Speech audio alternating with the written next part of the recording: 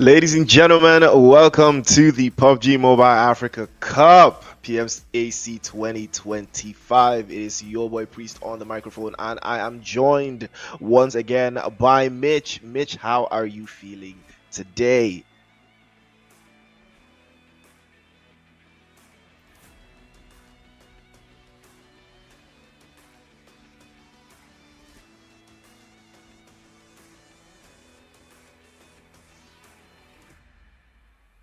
Well, it looks like Mitch might be having some audio difficulties. Hopefully, that will be sorted out very shortly. But I think she's good now. You're good now, right? You're good, right? Yeah. Yes, Okay, yes, okay. She's yes. good. Yeah. She's good. She's good. She's Thank good. you for the beautiful introduction. Again, it is amazing to be here. I'm actually quite excited, and I can't wait to see how the teams will be performing today. I'm really, really looking forward to see how it will be going. But otherwise, I'm really excited, very excited actually. Yeah, I'm just as excited as you. We had all the groups play yesterday. We had Group A, Group B, Group C. But before we got to the groups, we started with the online qualifiers. Run for a week between July to 13th to 20th. We had 48 teams qualify from that stage into the group stage where we are in right now. And we are in our first week. And the next week will be week two. That will be going on in 9th to 10th of August, and then we will have week 3 between the 16th to the 17th of August. The 48 teams will be divided into 3 groups, and 14 teams will make it to the Grand Finals in Kenya, Nairobi, where it's going to be an important factor because the winner will qualify for 2025 PMGC. Mitch, this prize pool is absolutely incredible. I mean, just take a look. Yeah, exactly. I mean, $8,000 on the line for the teams. The first place getting $2,000. I believe that is where all the teams will be looking to be placed. Second place as well gets $1,400. With third place getting $1,000. That is also really good for the teams that will be landing on those slots. Fourth place all the way to the 16th place in these games will be getting themselves at least a part of the prize pool, a part of the $8,000 prize pool, which will be a very good thing, a plus for the teams that will also make it to the top 14. But then again, getting a part of this prize pool is the best thing for them so far. Amazing distributions there. They will be able to enjoy that. And looking at the points system, we have the usual standard where we have once you get a chicken dinner, that is a guaranteed 10 points for your team. Second place getting 6 points, third getting 5, fourth getting 4, fifth getting third, sixth getting 2, seventh to eighth getting 1, ninth to the 16th place getting no points. And then, of course, each elimination will be counted as 1 point for your team. I mean, that's basically what all the teams should be putting at the back of their mind. Once you get the chicken, that is where the holy grail is. You get yourself, I believe, the most points when it comes to the whole game in general. Hmm, absolutely right. The most points from that chicken dinner, if you can add a bunch of eliminations to it, it will increase your odds. But we have 3 groups, like we said earlier, Group A, B, and C, and all the groups will be playing today. So watch out for your favorite teams in your favorite groups. Execute unique 4 Miracles all in Team A, and let's not forget 1011 Ecstasy, Neon Rising, The Emperors, and Royal Academy, Zeus, and more esports turning up the heat. And in Group B, got RRQ, One Band, Mercenary Union, 3 Crown Esports, 21st Century Rescue Esports also in the mix, and Eclipse Esports also there with Mad Monkeys. And then in Group C, we have Rejects, Galaxy Legends, Tribe Warriors, Dream Team also in the mix there, Evil, F4, and 4B4M. Also, no more esports. All these teams will be clashing once again today in Group C. So keep your eyes peeled because we are kicking off today's games with Group C. We've got Rejects starting with Reverb and Baby, first 2 on the mix there. Galaxy Legends, Jamesy, Riz, and 2Mag also in the lineup. Goat for Glory again. They've got Fragizio again also in the mix. Tribe Warriors with Top C, Armani, Sting, and Madness. And again, these guys are going to be absolutely tearing it through in Group C. But let's not forget the Donkeys also in here as well with Honcho and Dybala in the mix. We're going to be looking out for those two. And let's not forget Zeus final boss Ara, Kairos and Gods also in there. Insane Esports with Thirst, Draco, Razor, and Bricks. Very, very solid squad. Can they take the winner chicken dinner in their only game of today? Let's not forget Rizzy Sports is also there, and the guys from Evil One with Lucifer and Evil Rashford. Those two you got to keep your eyes open for those two players. Dream Team as well do have Peter, Nova, Sad, Ace, and Light. Incredible squad. All they need to do now is find that chicken dinner. And Espada, the best performing team from yesterday, also in the mix. Osal and Morgan in the front lines. And let's not forget the rejects. Paradox, Ara, and Rush God also in the mix. Let's not forget Enos as well. He was very, very crucial to their performance yesterday. And then we have Force for Squad F4, Sham Crasher in the mix, DBP, or rather, is it OBP? I think it's OBP, right? The original Black Panthers. It is them, yeah. Mm-hmm. Lord Shad and Atomic in the mix. 4B4M also having Baby Rich and Antho, and No More Esports. Bolyop and Flame with No More Aura all in the mix. These guys are going to be turning up just like they did yesterday. They had an amazing Miramar. Can they do the same in Erangel today? Well, that is the question. Mitch, which of these teams do you think is going to, turn the heat up today? You put me at a hot spot, but I can say for the teams who will be really surprised, but we'll be seeing how that goes. I mean, the match schedule is here. We have match one as Group C playing in Erangel. Match two, we have Group A playing in Miramar. Match three, we'll have Group A again playing Sunhawk, and then match four, we'll be having Group B playing Erangel, and then we'll be closing the day with match five as Group B playing in Miramar. I believe that is where we'll be seeing a lot of interesting games, especially in the two Erangels. That is where most of the teams are doing the most. They're trying to get many points there because when they go to Miramar, that comes a little bit tricky for them. Looking at the teams playing in Group C, we have seen a couple of good teams. We have seen Tribe Warriors, the Donkeys, Zeus Final Boss. Yesterday, we had the Spider getting a chicken dinner in the first game for Group C. That was their first game they played, seeing all the other groups played two games yesterday. But then again, they came in quite excited and ready to show us some interesting gameplays. We did not expect some teams to be that aggressive, but it is PMAC. All the teams are going to be putting their best forward. 4B4M, no more esports as well. They did the best in that game. We also have Reese Esports, Insane. They did show up quite well. Dream Team, they were kind of dominating, even though they were not able to get themselves a chicken dinner. These teams actually did a really, really good job. Yesterday, Group C was really, really pumped up and ready to show people that they were ready for the games. But today, I think the spotlight will be on Group C. They are the ones who have the most games to be played. Okay, well, Mitch has somehow avoided the entire thing I asked because all I said was, "Who are you expecting to perform in Group C?" But yeah, she's gonna be political with it. But me personally, I mean, Group C they did have one game yesterday. They had only like one match yesterday, so this is going to be their only match for today. They are the only team. They are the only group to split, or one game over 2 days. So that's very interesting, especially in the mentals. But over the weeks they will have days where they will play twice in a single day. So that's why I love the structure so much. It really goes around both ways. All the groups will play a total of 10 matches each, so that is going to be fine across the board. But some groups, today's the first time they will play specific map. Group A plays Sandhawk for the first time today, so again all of this ties into their performance, and then we'll see. But all of those games that we saw yesterday, there is a leaderboard.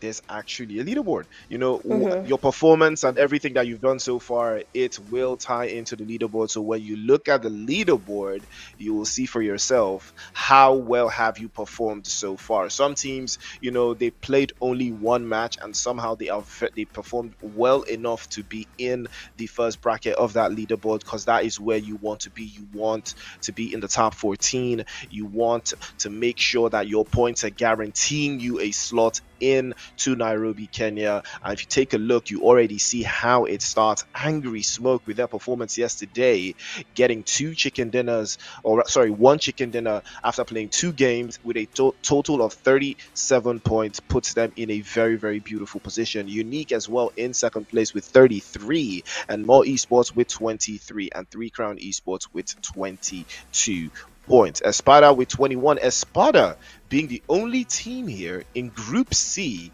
that has played only one match in the top eight. Now that is absolutely impressive. Double RG also in there with 20 points, shared with Neon Rising and Zeus Esports. Now these teams that you've seen here so far, they have, as it stands, they have the upper hand against the other teams that are yet to break into the top eight. But let's not forget, every single team here has played, except Espada, every single team here has played two times. And then you have the other side of the leaderboard, No More Esports, also in this break, in the top 16, ninth place. No chicken dinner, one match played, but they have a total of 18 points. That's a very good way to start off your campaign. Temper in 10th with 16, but they have played two matches. Same thing with the Royal Academy, Mercenary Union, Execute, one band, and the Invisible Team and Rodriguez Esports. Now, these guys in the top 16. Remember, where one band is sitting right now,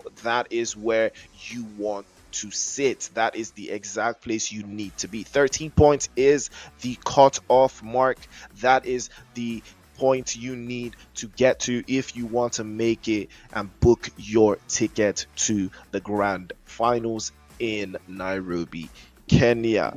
But we still have some more teams after this page. Mitch, you're going to take a look at 17th all the way down. How do you think these teams should approach today's matches?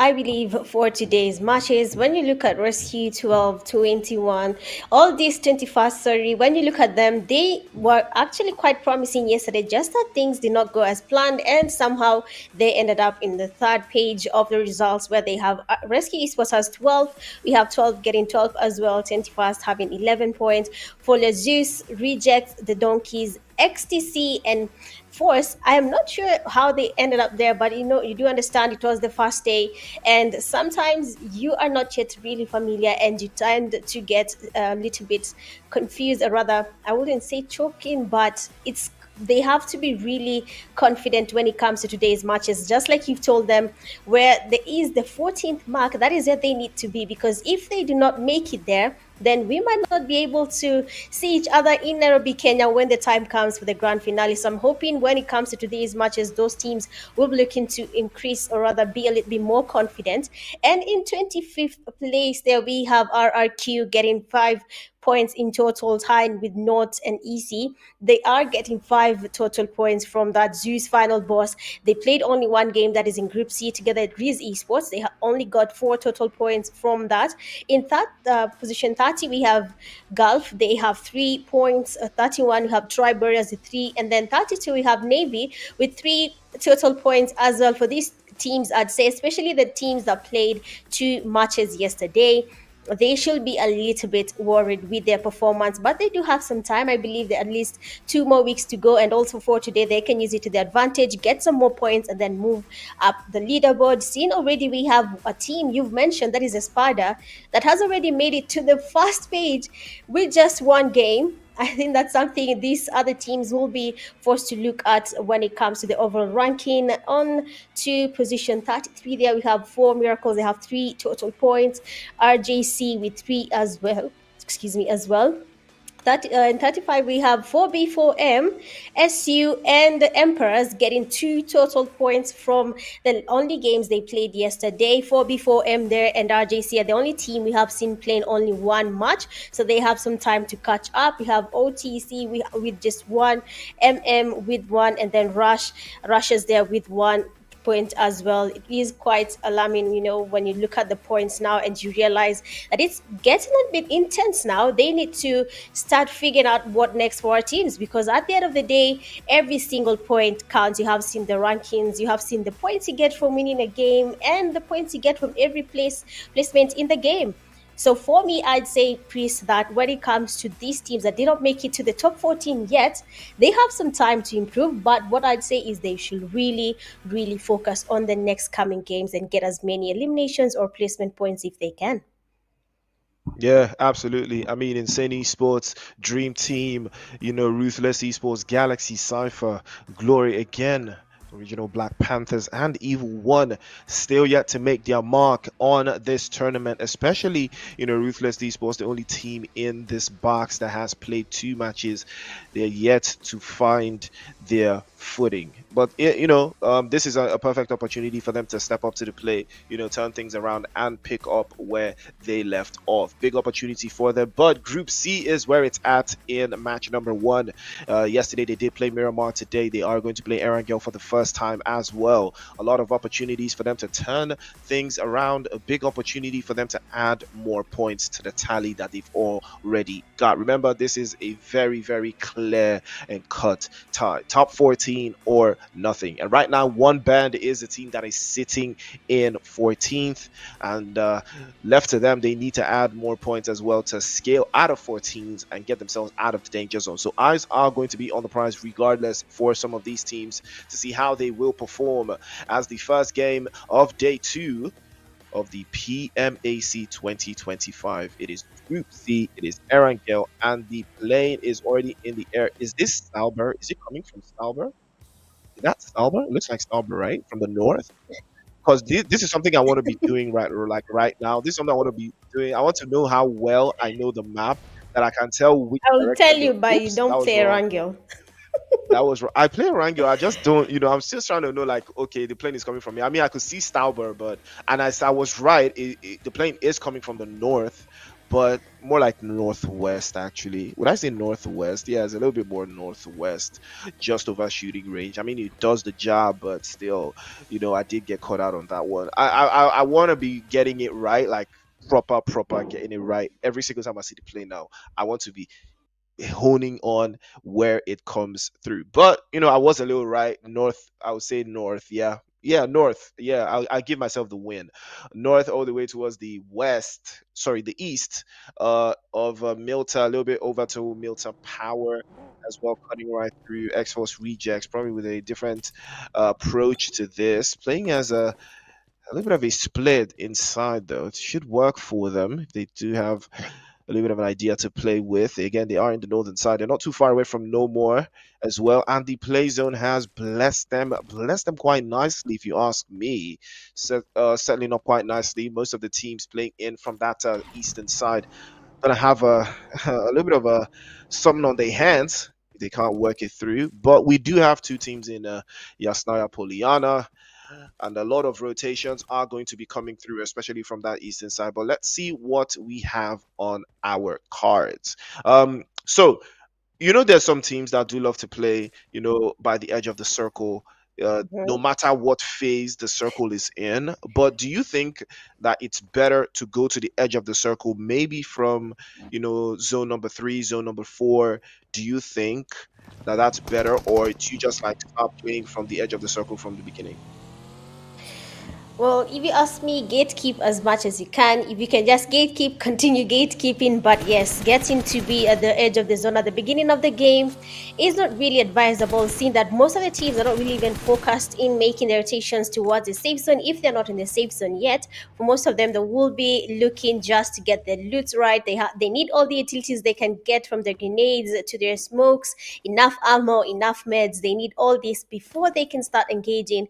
So being at the edge of the zone, trying to gatekeep some teams might not be the best thing for now. I'd say focus on making your loot as good as you can, because as soon as the fight begins, I don't think you'll have enough time to get that loot happening. And maybe the teams you're waiting for are very much prepared, they have the needs, and they'll be smoking you guys out where you are. And so you have to be really prepared, and playing on the edges not advisable for the fast zones. Yes, from the third to the fourth, that is where I believe they can start now, waiting for the teams that are late. People that like coming in late to the zone, they love the late rotations, they're taking a little bit of the blue juice and then deciding, okay, we are full, let's now get into the fight.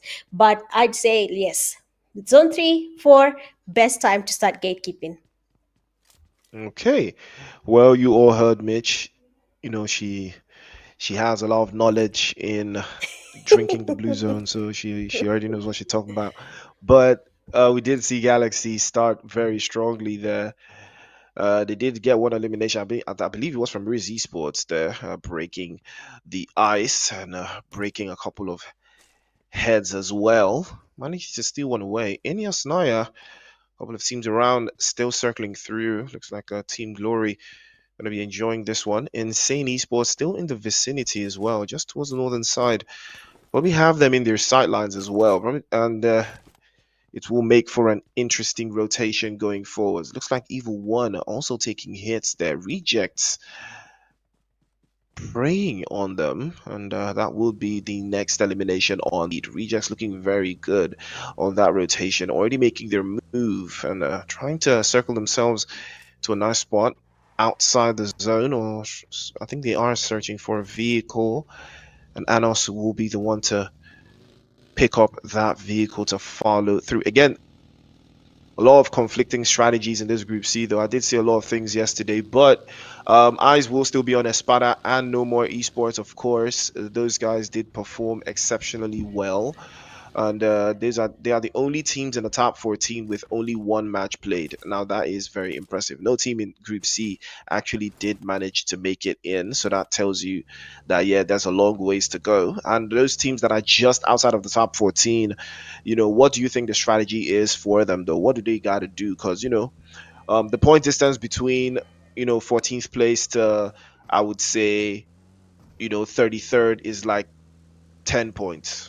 You know so what do you Mhm. think is the strategy to apply here if you fall into one of those teams that isn't in the top 14 but you're not too far away either? Chicken.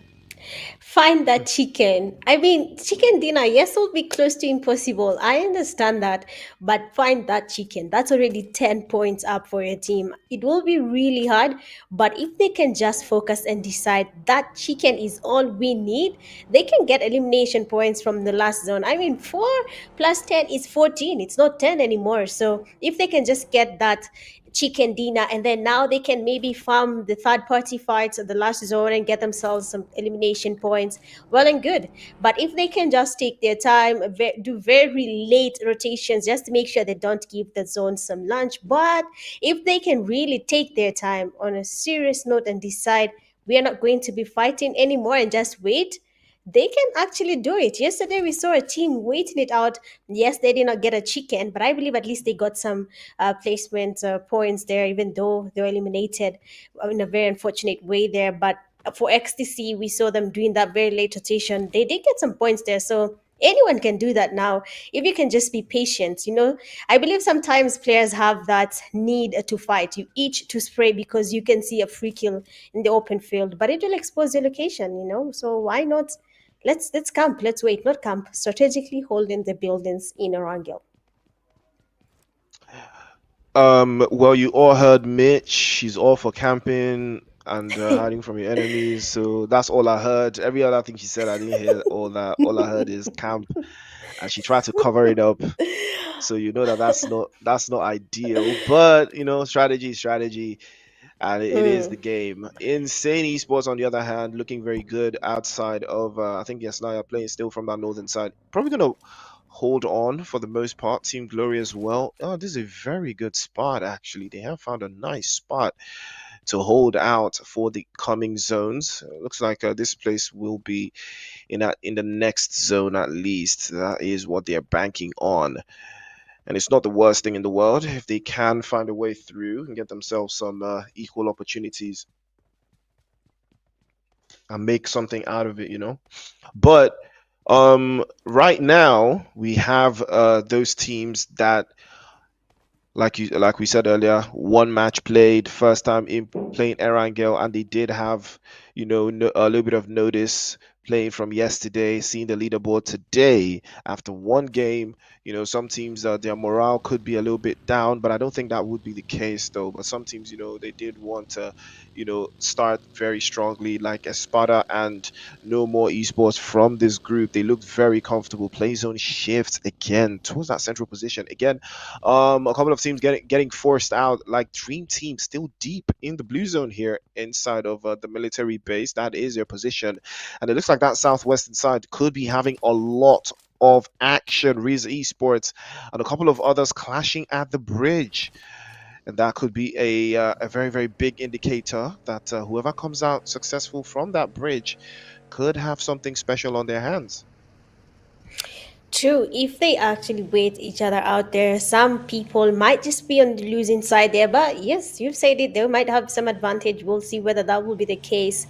But when you look at the Donkeys, I believe this is the only team from Somalia that has made it through the group stages. So for now, Somalia will be having their eyes on the Donkeys just to wait and see how they're going to be performing. But when you look at the players that are in their team, we all know of Hancho, we know of Tony, we know Deidara, we know these team players, we have heard of them, we know how skillful they are. So Somalia can relax and see how good their team is, and probably will be surprising most of us here, knowing that they are a good team and they can do more than we actually expect them to do. But then so far, it seems like finally some teams will be engaging in some fight. Tribe Warriors here, right in the buildings next to school here, waiting for the Donkeys who are just right above them on the southern side, and they'll be waiting for them to come towards them. Maybe one or two knocks will be the thing that will lead us to see an early fight here between the players from Tribe Warriors and the Donkeys. Then now we can see how good they are. And Priest, you do know the Donkeys, and you have had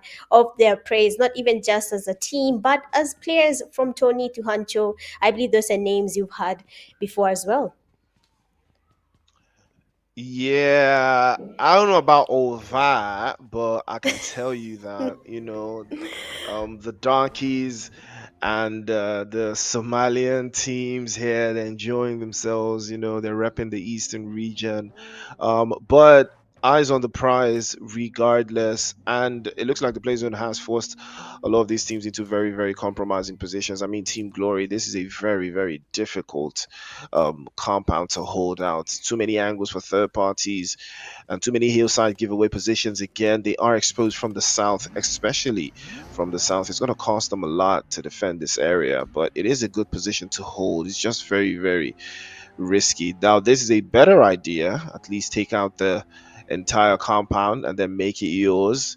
And that could be an opportunity to at least close things down. Tribe Warriors in the vicinity as well, a little bit towards the northwestern side, still keeping their eyes peeled on rejects, or rather X-Force rejects, because we do have rejects here as well. X-Force rejects, one of the better teams, arguably the best team from the South African region. And now, unfortunately, yesterday they just were caught lacking a little bit there, but it's all part of the game. They haven't added the points that they wanted. Final boss looking very good in that northwestern side. Again, I did talk about that position they got by the north side of the zone. It did allow for them to play a little bit closer to that open space. And now this could be the opportunity they've been looking for to get inside the zone even better. But right now, no more on the move. The play zone also forcing them out just outside of Yasnaya into the open and finding a better place to call home, and then that will be a spray to follow through. Paradox from Rejects goes down, but Magician this time, he will not be able to cast any spells to save him. He goes down as well. Another one, Acuman swaying through and manages to escape just by a slither of health, and that is a big thought for them to hold this through, but Rejects will not be stopping either way. Smoke's already in the open as well. And this is a very, very interesting turnout. 4B4M playing as 3. They have lost Baby Rich. And now they will just be down to two players. Now, this is unfortunate, Mitch. Having teams that are playing as three and losing a teammate very, very early, it always makes things very difficult. Yeah, it does. You have to have the numbers because at the end of the day, you will be encountering teams that haven't even lost a single player. And you being a trio, now you are down to being just a duo. That is where everything becomes a little bit intense for the teams. But then, as you can see now, we have the players there from 4B, 4M, and they seem to be also still losing numbers, and they should be really careful. Otherwise, that one solo remaining will be having the hardest time right now as the game continues. So far, we have Yesnaya Poliana. There are teams waiting outside Yesnaya, waiting for the others to make their way into the zone. But we have X Force to Jex here. There is a team right in front of them that is Nor More right in front of them. And Aura with his teammates are just waiting in that building. One beautiful grenade from Force Rejects player Nasser might just be the nade that does take No More Esports back to lobby. At least not even all of them, but one or two might be taken back to lobby. Just one grenade. He tries to pick up the nades here, but then he's not really as confident. And we have the fast look is there. No more player flame is down, and RJC can now go in for that push. Only one person remaining in that building. Aura waiting in the corner, the worst room to hold in any compound because one grenade, every person knows most teams, most players tend to hide in those corner rooms. And why would I stay there as well? But Aura is not moving a muscle, trying to cook up a nade as well. But will the nade help him at all? He's quite low. Aura does get damaged with the nades. Nasser trying to cook up another nade, but then Aura there does get cooked with a molly, and the players from RJC will be going in for that push. For RJC, they are feeling a bit more confident now, I believe, being able to get all these eliminations just at the beginning of the game. Yes, we're in the fourth phase.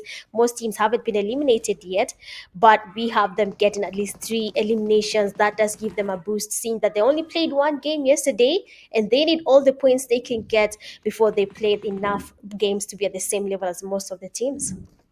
Yeah, absolutely. They need to play at least to complete these set of games so they have a little bit of stats to work with. Original Black Panthers in the vicinity as well, with a sightline on Galaxy Legends. Now Reverb with a sightline on Tribe Warriors top seed, the first one to go down courtesy of Nasser. And now things are looking from bad to worse. Again, they're trying to surge this through. Molotov immediately into the ground floor, trying to set things down. That's a beautiful grenade, but it's perfectly launched as well from Reyes, and Reyes goes for two as well. Galaxy Legends turning things around here. The Black Panthers are looking very, very unfortunate right here, but that's a perfectly launched grenade just by the door. But Riz will allow his wrist to speak for him. S29 trying to circle back, keep the open space now. Insane Esports trying to crash the party. Siki with a backdrop as well. Sees that one again. Lord Shadow goes down and he tries to circle back again into the open space. Riz goes for the third. Riz goes for the fourth. But Riz will be getting dropped down, unfortunately. But S29 is there now with the DBS. But unfortunately, this time they will send him back into the universe. And he will not hold down his teammates. Unfortunately, Galaxy will be getting sent back into the lobby, but what a performance from Riz. And that guy got Riz for sure. Force 4 on the backdrop. They're losing out here, but they are trying to hold a defensive position. It takes a lot here to hold this particular building that belongs to this northern side of the hill, especially where Force 4 is trying to hold it through. But it looks like they are going to do a perfect job for Sham. We'll be closing things down. The DBS swinging from side to side, answering all questions, clearing all doubts. And they do have Crusher with an off angle there. Leo will be getting stopped straight with the Groza. Nasser on fire. And now Dream Team looks like they want to be a part of the party as well.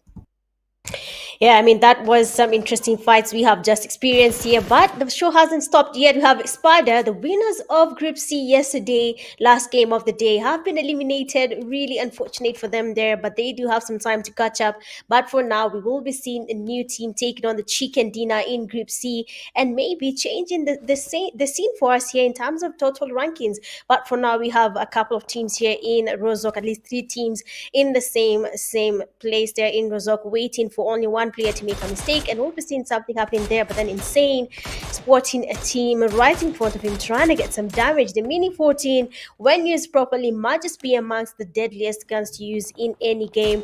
As long as you understand the gun, you'll be having a good time. Reject there. Paradox is low. Insane Razor trying to get some damage. The zone is finally closing in. All the teams will be forced to go towards the safe zone and continue with their fights. Most of the teams also haven't really made it to the zone yet. They're trying to make it to the zone, but then they have teams surrounding them, and fights will be the reason they'll be staying where they are for quite some time. The teams in Rozok are feeling a little bit safe now. The zone is with them.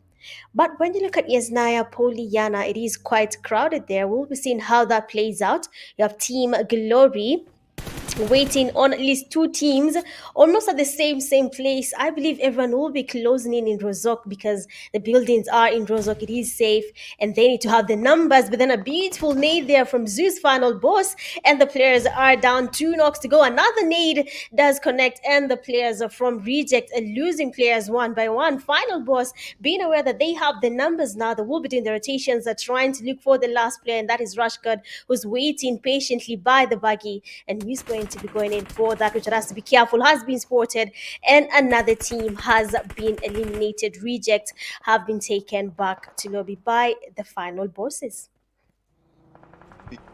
Major play from final boss, though, making that rotation and taking the fight from that corner that they got. It was a very high risk maneuver, but it did work out because they did have the play zone, but they opted to make sure they cleared the back end, and that is exactly what worked for them. Oh, Witcher also takes the first hit over to the other side there, takes the third, and now will be getting dropped away. Ace goes for the finish. Peter still knocked away, but looks like he will be getting picked up. Good use of the smokes there, and even better use of the comms for Dream Team, looking very comfortable. It looks like Rejects have started exactly what we knew they could start: 11 eliminations and counting, and they are starting to put themselves up and over the rest of the entire lobby. Glory.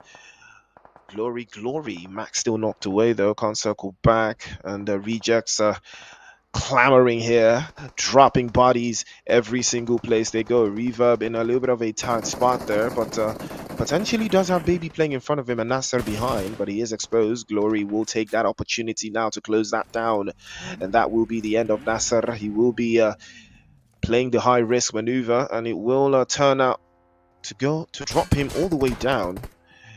And Goat almost using the buggy as a weapon of choice there, almost getting dropped off as well, circling backwards. Tries to get his HP back up though. Does feed a little bit of the intel to the rest of the opposition there. Insane eSports did lose Sick Fly earlier on, but fortunately for him, his teammate are not gonna be so lucky. He will be getting knocked off, and that will be the end of the road. Glory looking very comfortable. This building, like I said, it was gonna be a very difficult building to defend, but if it was a very good spot to hold, and now they are making the most out of it. Unfortunately for Razor, he hasn't been able to pick any med kits there, and he does get knocked away though. Unfortunate scenes for him, and Thirst will be the last one left. 6 eliminations for Insane, and ideally they do add some elimination, some placements to follow that, and I think Thirst just spotted Reverb from that hillside he's got. He should be able to send a couple shots his way, but then he will alert the guys from Final Boss, and they might decide to descend on his position. Speaking of that, they already did, and that will be the end. Kairos gets the drop, and Rejects now will face that position. I mean, getting your position right will be the best thing for now. And like you said, that compound, I don't think they're planning on leaving it, even though the zone will be forcing some of the players to get closer into the safe zone. They are going to be waiting for each other. Zeus final boss, they are waiting right by the edge of the zone. They're ready to take on the teams as they try to make it into the safe zone. Rozok as well, the zone might be shifting. If they're lucky enough, they will be holding Rozok for a while. But as of now, the team that is Glory will will be going towards the players from Final Boss, and making that rotation will be close to impossible because every single angle is occupied right now and they have to find the best place to be in. Glory still trying to scout out the place, trying to find a way to maneuver into the safe zone. But how possible is it going to be? That all depends on their strategy. But for now, looking at result there, we have the X Force rejects, that is RJC, player S. They're trying to cook up some nades. They need to get this fight going on before some teams close in, and maybe the third party fights will start getting intense. The teams will start losing players one by one. Dream Team being naded here by S. Yesterday's games, we had Ace being the person saving Dream Team for quite a while, but then this time around the tables have turned, and we have Peter still standing, and the nades here from S are not coming to an end at any point. He is well equipped and ready to take on the players from Dream Team, but as the zone is closing in for S, he'll start moving. Amazing sprays here from Baby, and one of the players from Glory is down, and now the players from RJC will be taking advantage. Glory being pressured right now. The sprays from every single angle. Reverb trying to cook up a nade there, but is it going to be a Kobe on the player from Glory? The nade goes in. He does get a Kobe, and our two players are down from Glory. Two remain standing, and RJC are feeling a bit confident here. You can see Max there trying to get the push happening. All the players that are down, they need to get the fast before they can go in for that push. But now it is going to be GG's for Glory, and better luck in the next games. But for now, they'll be leaving the lobby to the other teams. Ooh, unfortunate turnout for them. They do get eliminated, but that was not the worst thing to happen to them so far.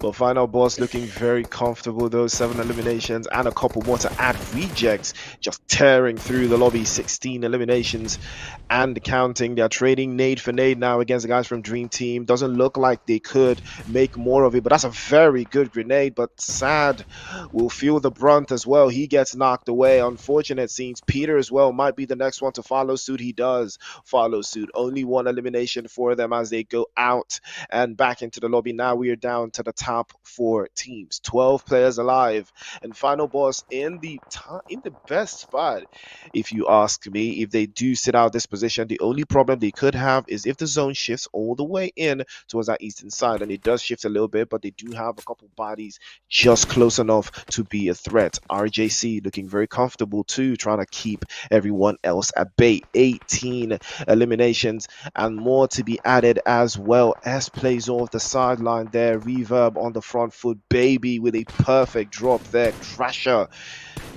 might be crashing out of this group match any moment from now. F4 still looking good though. They do have 3 eliminations, but unfortunately for them, Evil One have been spotted out by Ara again. Final Boss looking very comfortable. And it looks like Crasher will not be getting picked up. Baby will claim the spoils of that one. 19 eliminations now, potential for 20, but it looks like Final Boss trying to close this down to make sure that Evil One do not get these points. Back to trying to swim through. He's been spotted though, and he hasn't seen a way to hold this down. Forsham also goes down. Rejects not taking their foot off the gas at all. They continue to mount the pressure on, but let's not forget, Final Boss have the numbers advantage and all that hard work only for Rejects to steal it away. 21 eliminations now, and there's still more to go. Can they be stopped? Final Boss trying to hold the entirety of the zone. Final Boss still trying to circle back. Cairo's been spotted and most likely gonna get knocked away here by Reverb if he doesn't find cover very quickly. But I do love the way Rejects are playing this though. Reverb plays a little bit closer, but he's exposed and he might be getting knocked away there. Very, very close. Baby's exposed, and S playing off that eastern side, trying to get an off angle here. If that works, that could be the opening decider for Rejects if they do manage to get away through. But he has given away his position. Kairos has him in his sightlines, almost manages to knock him through, but he trades it off over to the other side. Pyro again falls this time, and unfortunate scenes as Ara circles back into the left hand side, but S peeks out. He does get the drop. Kairos goes down, and Rejects now cruising through. Another one over to the other side. Ara trying to hold this down, but it doesn't look like it's going to work. Rejects still have no player knocked away, and Final Boss has not tossed the grenade. Finally, God Z does toss the grenade, but unfortunately doesn't change the perspective here. here, as rejects will not stop. They will cruise through. They will reject failure. Every single corner, final boss spinning through. God, Z spotted through, and that will be the game. 4 versus 3, but it's not a question of how, it is a question of when. And this time around, rejects will take that chicken dinner.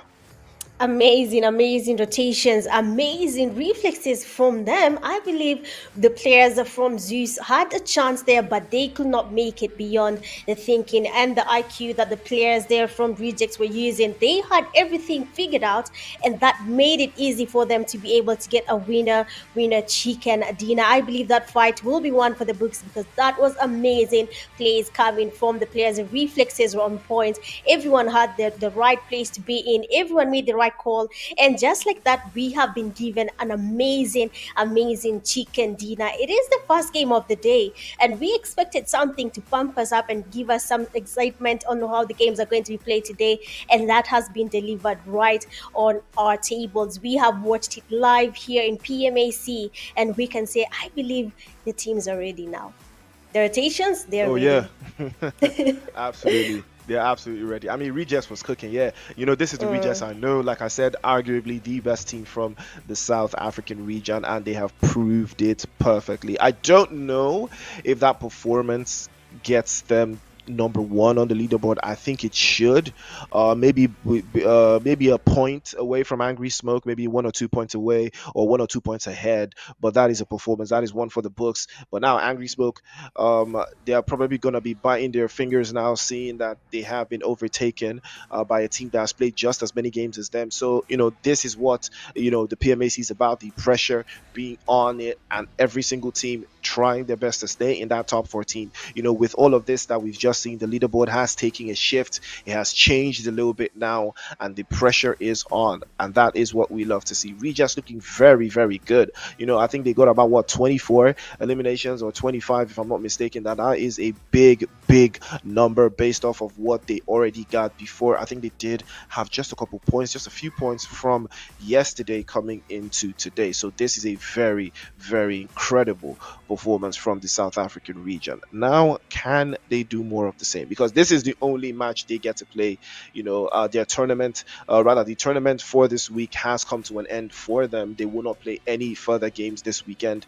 So all of their performances has tied on to this. But S is the one, and he is Superman with S on his chest. Rejects Force, looking very confident with him. 11 eliminations, 1300 damage points, and he didn't even heal that much. That means he was just firing away from his M4, and he was absolutely tearing it through. 26 minutes on the clock, 10 knocks. Yeah, this is one of those guys we're going to be looking out for, because what a performance. I think a couple of his teammates also did add major, major value. And you can see Baby, Reza, Reverb, and Nasser all in the top 5. This is the first time I've seen something like this, Mitch. Exactly. Their whole team has made it to the top players, with all of them being amongst the best players in the game we just witnessed right now. And of course, Zeus final boss player, that is Kairos, does join them there with 4 eliminations and a damage of 661. But for the players in Reject, that is something we expected to see. They were quite organized, and of course, they deserve to be in the top players list. The match summary: there's 60 eliminations from that game, 16 headshots, 330 meters long distance eliminations, and we also have some vehicle eliminations. There are 3 grenades at 5. We witnessed the grenades there coming even from Reject, and that does make sense having them at 5 grenade eliminations. Only 3 airdrops have been looted from that game. We witnessed a lot of amazing fights throughout the first game of the day. Their Rejects actually started being really aggressive from the word go. When they started their fight in Rosok there, they were ready to continue with their fights. Amazing grenades there coming from Legends. He also got amazing nades, helped his team get a little bit of head here, but even though they did not win the fight, they still got to engage in a very interesting fight here, and they did get to do a really good job as the Galaxy Legends. But that's not all. When we're looking at the last fight there, RJC player S getting the MVP is not a coincidence. The player was ready to take on all the players from Final Boss. He was making the rotations, he was making making the calls. He was going in for that push. And when it came to the reflex, he was ready to get the sprays connecting. And just like that, we had him giving his team a very amazing winner chicken dinner. Looking at the team stats there, we have Esther getting 11 eliminations, a damage of 1,366. Baby getting 7 eliminations, a damage of 1,486. Weaver 4 eliminations, a damage of 971. And then we have Nasser, they're getting 4 eliminations and a damage of 813. That is a well distributed team. All the players did have a role in the chicken dinner that they very much deserved, with all the calls they made, the rotations, the fights they decided to take, and finally they are here getting a chicken dinner. And the match rankings for day 2, game 1. RJC getting 36 points. I believe you were right, Priest. They are only 1 point away, and they'll be leading in the actual leaderboard for the overall rankings. Yeah, big game. Big game. Biggest we've seen so far, 36 points from a single match. Yeah, rejects are going to be cooking for sure. And that puts them into a very easy block, a easy glide. But I don't think they finish on top by the end of the day, though. That is where it's going to get very tricky. But it's an impressive performance regardless. Final boss in second place with 14. And a couple of teams still struggling to find their way through in Group C. We did finally see Dream Team step up to the plate. Tribe Warrior still yet to find your footing. Unfortunate scenario for them. They are arguably one of the stronger teams from the Western region, but they still can't seem to find their way through. But they came from nowhere still, with the GT30 Pro. They rise, and so can you. Buy now and win a trip to 2025 PMGC. Be their number one fan and outplay the rest. The Pubg Mobile Africa Cup 2025, brought to you by Infinix and Pubg Mobile. Action, and more action. But it is one game down, 4 more to go, and we are going to be right back with a brand new group and a brand new map and some brand new action right after the break.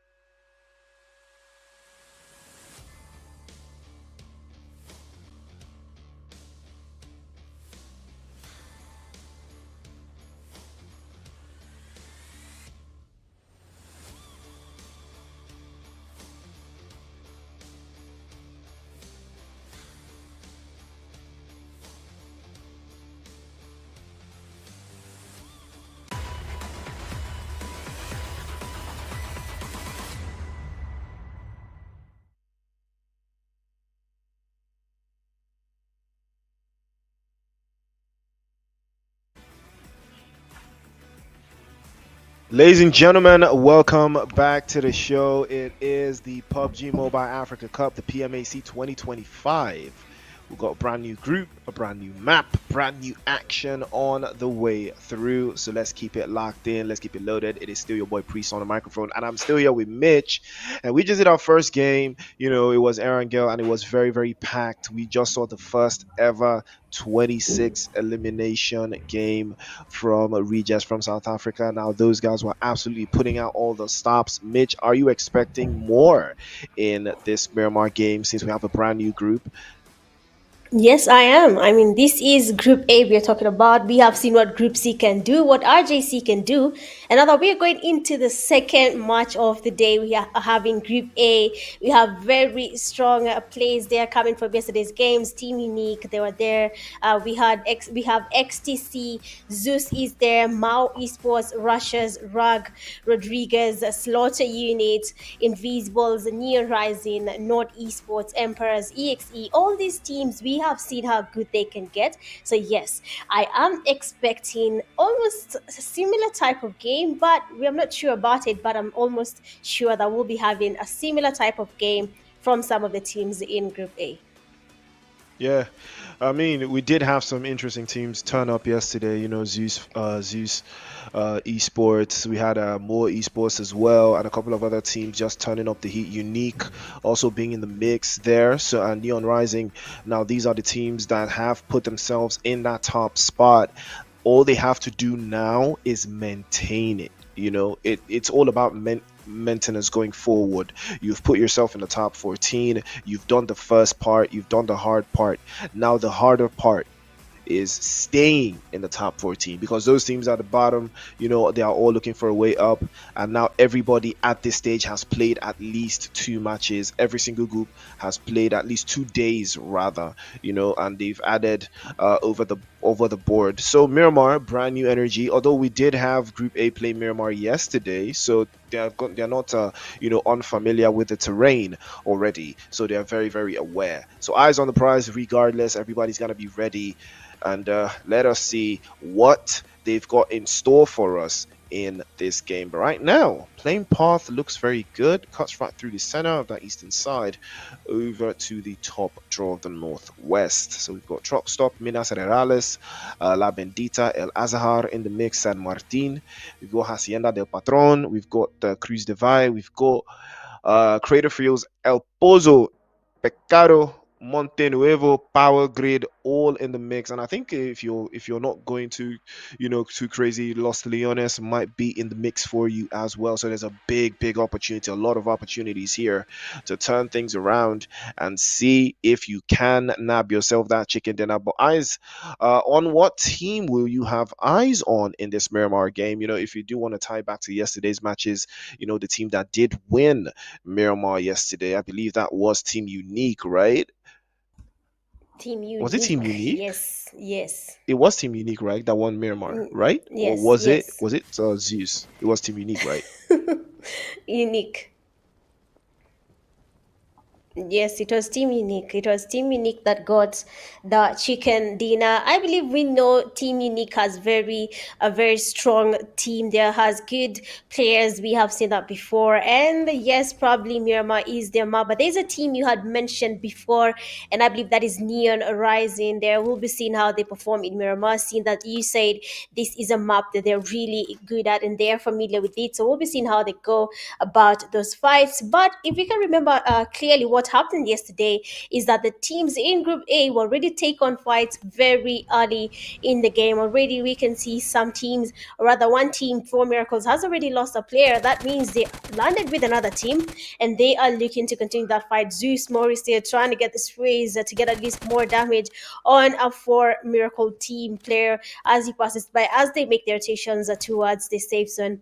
We have very many good teams here from Group A to C, but all it bottles down to is what team is good at every single map and what is their strategy. Unless I'm seeing this wrong, but most of the teams have different strategies when it comes to all the maps across PUBG Mobile, from Miramar to Sunhawk to Erangel.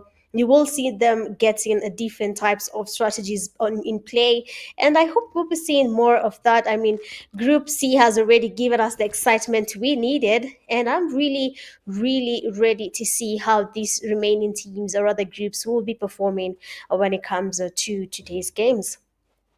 Yeah, I will be looking out for them. Miramar is going to bring out something special from you if you haven't picked up on anything special yourself. It's going to be a big opportunity for you. Not esports. Still getting a little bit of a struggle there. Unique, on the other hand, good start from them. They've traded one off. Zeus Esports, the exact same thing.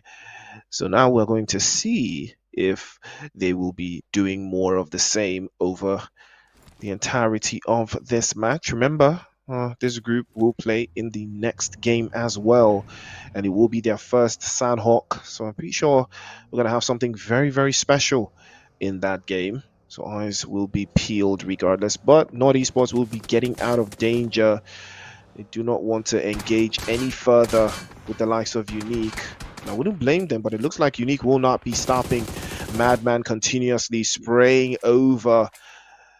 Just a little of a warning there, but left to me, I would chase them down. I would chase them down, and it looks like that's what Madman is going to do. He wants it, and that would be the right call if you ask me, because not esports, they're not looking very comfortably placed in that position. Unique probably have the upper hand here, except they run into an ambush, but I don't think that's going to be the case. I think Madman will come out on top on this if the rest of his teammates can cover all of their bases correctly. Grandpa and Crypto just out in the open there.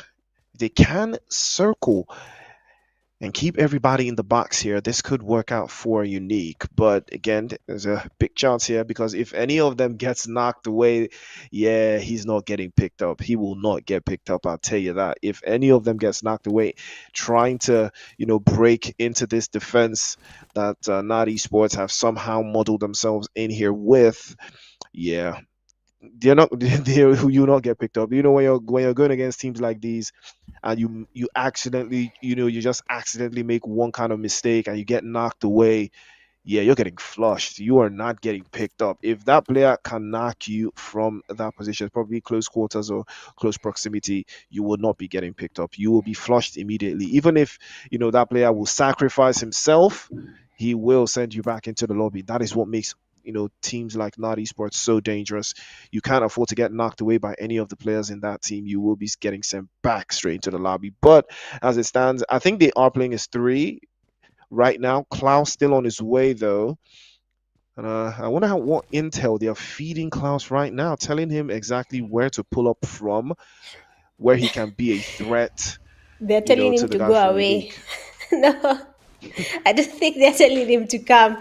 I believe they're telling him to not come, do not come. We are surrounded. And maybe they will be telling him to also maybe come with a surprise attack on the Unique team. But they're probably telling him not to come because anything could happen and they might lose the fight or either get some few eliminations and then lose it, or either way, win or lose is on the table for both teams. That is Unique and North Esports. But you said something really important. When you get knocked from that range, you will be taken back to lobby immediately. And we have to notice that Unique there, they did a really good job yesterday, and I believe the MVP as well came from yesterday's games. MVP came from Team Unique as well. And that is Madman, a very skillful player as well from Team Unique. So we'll be seeing how he plays. We've seen the spray there. That is something we'll be looking into. But for now, Neon Rising is also making their very slow rotations around Miramar, looking for teams or rather compound that will be working for them when it comes to this second game of the day in Miramar. They are familiar with Miramar. They did get to play it yesterday, so they should be able to make the right calls for now. But for most of the teams, they're doing a very slow game. Initially, we had teams engaging in fights early in the game for Group A, but now this time round, no one wants to take on the fights.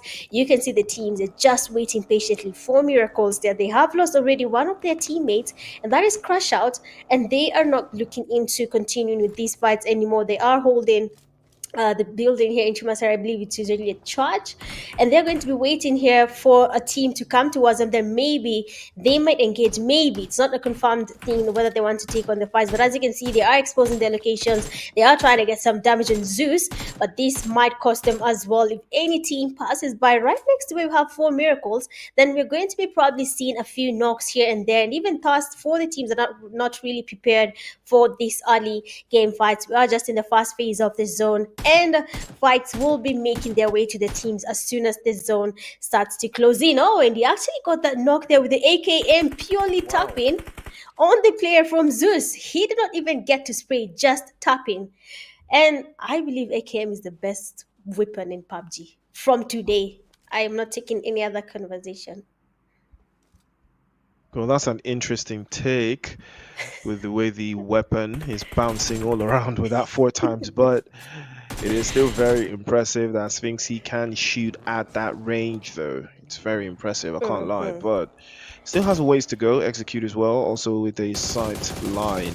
Swash trying to spray through, and his shots do manage to connect. Much more stable than the AKM at least, but still trying to get the job done. And take a look at that play zone over to the southwestern side. Neon Rising already making their rotation in phase 2 of the circle, already taking that position in the northwestern side uncontested as well. Early rotations playing off quite nicely. And it looks like that is going to be the case for them going forward. But there's still more to be done here. Emperor's also looking for a sight line, and they do have a ways to go. A lot of travel, 3,000 meters. And we are heading into phase 3 of the circle any moment from now. But Kanye heading towards the western side. You already know what time it is. 1878 also playing behind them. Keeping tabs on the Emperors as they also try to make their way into that circle. Most of them here.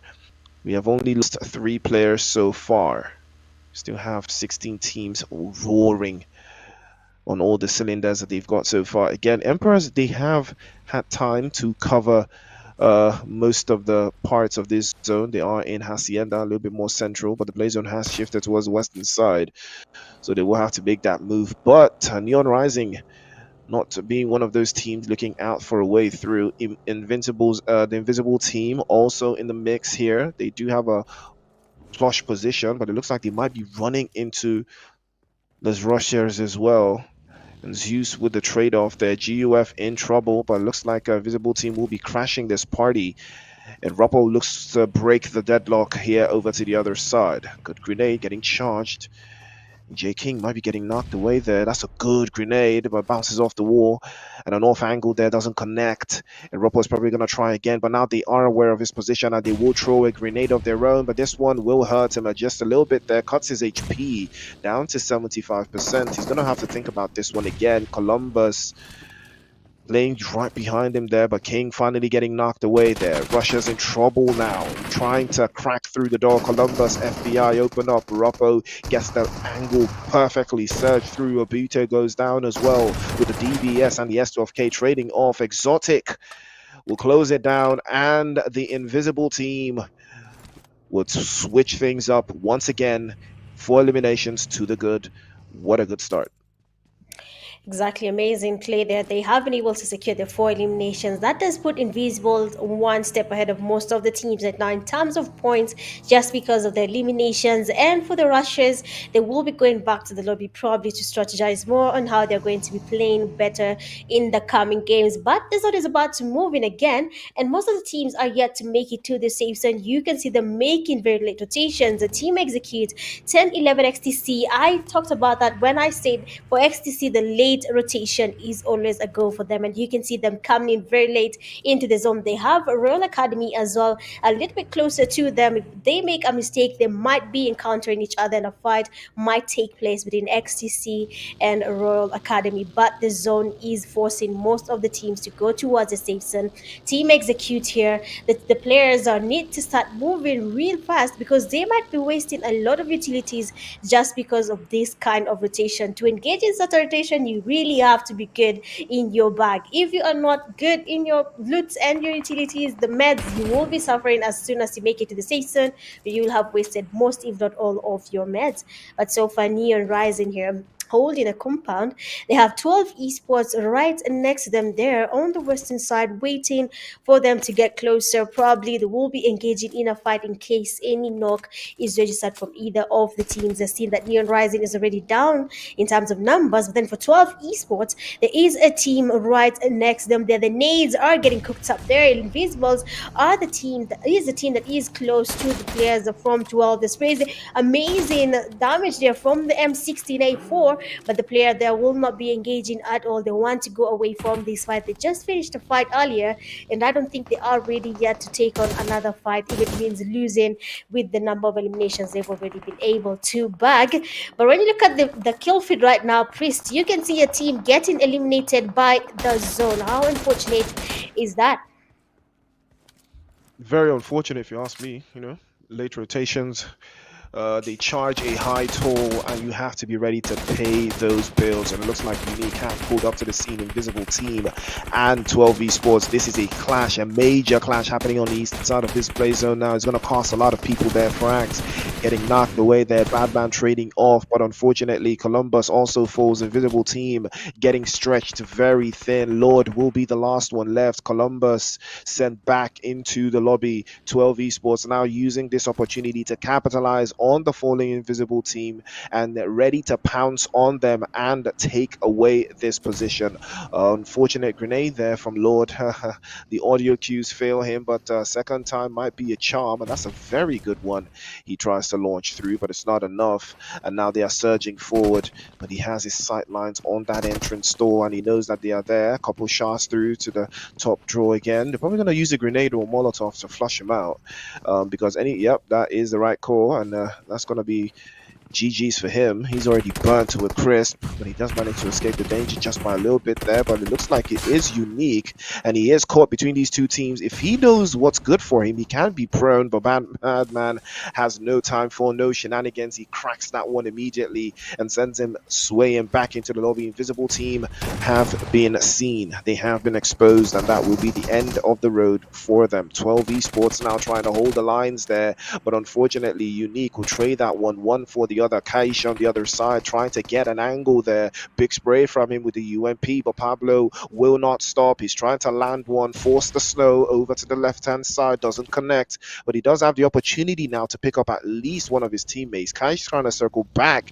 into the open, and he does have a couple of seconds, but now this could be the opportunity again. He tries through. Big spray again, doesn't connect. The DBS coming through from Madman, and that's a good angle. Actually gets Madman dropped away there. Unique, nothing too unique about them now. They're feeling very ordinary, but unfortunately, Kaish will shut it down. Big shots with the UMP, closes it down, and Unique will stand on business. I mean, that was an amazing play there from 12 team. I mean, the player unfortunately kind of froze for a minute, and that did disadvantage him. But then, amazing play coming from just one man, being able to sustain his team for a while there. He got at least some eliminations to their name, but unfortunately, Unique had the numbers. Kaish was there to get the cover, but they have lost Madman and another player, I believe so, and that leaves only two players standing for Unique.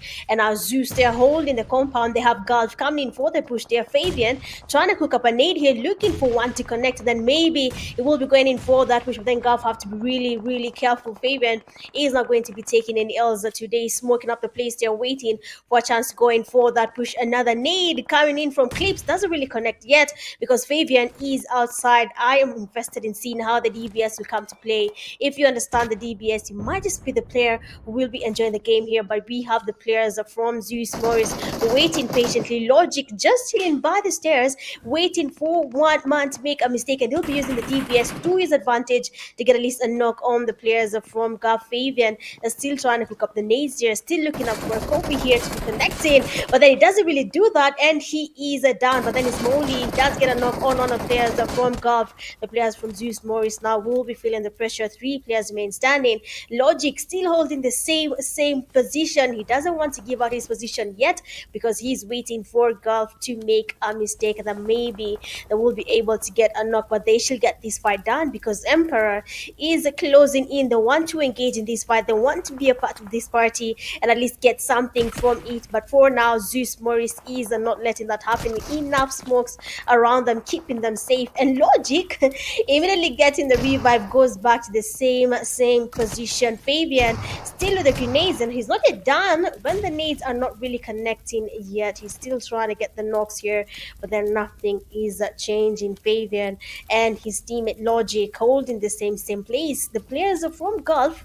I'm not even aware that the players from Zeus Moris did not have the numbers, but then luckily for them, that is Fraga comes in, and the Logic's plan here finally does make sense that he does get the fast knock. Another player is down from Gulf, and you can see Fabian now be confident, ready to take on the last player, but then the man is not stopping. He is running away from this fight, but then Fraga trying to get the knock here as well, gets the P-fires, and the last player from Gulf has been eliminated. And I believe the player that is Logic's plan for holding that stairwell is the best thing he could have thought at, because one knock on Gulf and they were all a little bit confused figuring out what to do next.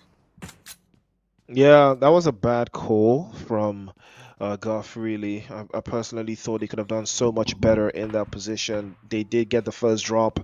All they had to do was to use the utilities to force them into one particular part of that compound, of that building.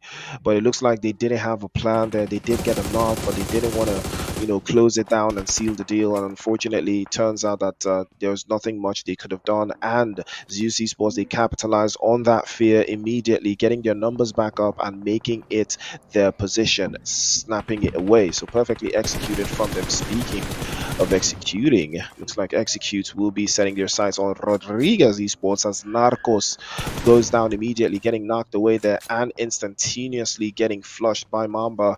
First elimination for Execute, looking very comfortable for them as well. They do have a little bit of a rotation to make inside the zone, but I don't think they will be getting stopped. Rodriguez, on the other hand, in a blockchain position, they're trying to seal this out, and now it's all left to Mamba. Can they circle back? But it looks like Rodriguez have other plans. They get out of dodge, but they do leave a man behind. But I'm not sure Mamba is aware that there is a man behind here, and he might have been left to slow them down. And he does. Oh, wait a minute. Well, okay. Well, that was a team. That was a teamwork, actually. Brax is still very much in the mix there. Hasn't moved the muscle just yet. And I don't think the team from Execute knows that he's here. This could be a perfect opportunity for him to step outside and deal serious damage. But it looks like that's not going to be the case for him, though. As Fado's already taking hit, Fado gets knocked away as well. Emperor also losing 1878 in all of the commotion. And now that finally, exactly as expected, Braxa does what he was left behind to do. The sacrificial lamb, he falls backwards and takes a couple of eliminations, steals one away there, puts the guys from Execute in a dangerous position. Mamba's actually trying to get the reset on, but it doesn't look like it's going to yield much, because knowing Braxa, he needs at least 1 point out of this. Zaba still knocked away. He could close this out, and he does get the elimination, and that will be the first point for Rodriguez Esports, and hopefully that would be the job getting done for them. That will be the end of the road as well for Rodriguez. They do manage to get the elimination they were looking for. 10-11 Ecstasy on that western side have now started to deal damage. Emperor as well, Neon Rising crashing the party, trying to play into the dip here. Execute, they have been forced to play as 3, and that is a big disadvantage at this stage of the game. The grenades probably going to start flying inside of the dip here from Amar. He launches the first one, and it is perfect. Oh, connects immediately to Mamba. And Mamba falls there. That is not the mentality he needs. He needs a much better Mamba mentality, but Amar will not stop. And now they've turned it into a red zone. Another grenade onto the other side might force the issue here. As 10-11, they've turned the entire place into a red zone. Crusader plays off the right hand side, looking for a way through. They know that they need the points. They need to close this down. Payne, the first line of defense for the Executioners, but can they hold on? More grenades getting sent through. Fortunately for them, they try to hold this down. Mamba gets picked up, but 10-11 use that opportunity to get themselves into a better part of the play zone, but they need to deal with Execute. I mean, that is an amazing grenade there coming from Amar. But like you're saying, Execute here is going to be having a very hard time. Three players remaining. XTC is ready to take them down. But for now, they have taken it a little bit slow. Seeing that there are more teams trying to third party these fights, and they're ready to take on the players from EXP as well as amazing sprays there from Swashi trying to get some damage and slaughter unit player Vexi. They have a team getting to push them there. Demonic, we saw him last yesterday.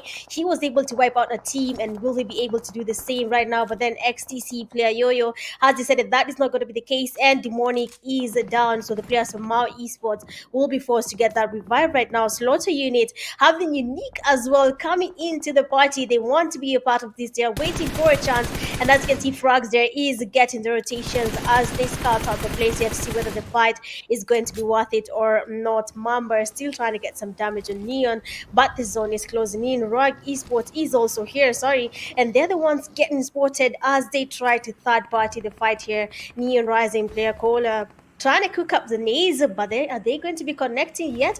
Because the players from Zeus are not really that close. That guy waiting patiently. The nades and the mollies are out, but then nothing is happening yet. Only some damage is being dealt on Zeus players, but for now, Zeus will be saying goodbye to this fight and looking to fight another day. Yeah, absolutely looking to find another there. I mean, Neon Rising perfectly positioned, a perfect rotation coming out for them. Unfortunately for them, they did lose a Beekeeper earlier on, but that did not deter them. The plans still remain the same. They put the pressure on Zeus Esports, and they are forcing them to make a rotation all the way around.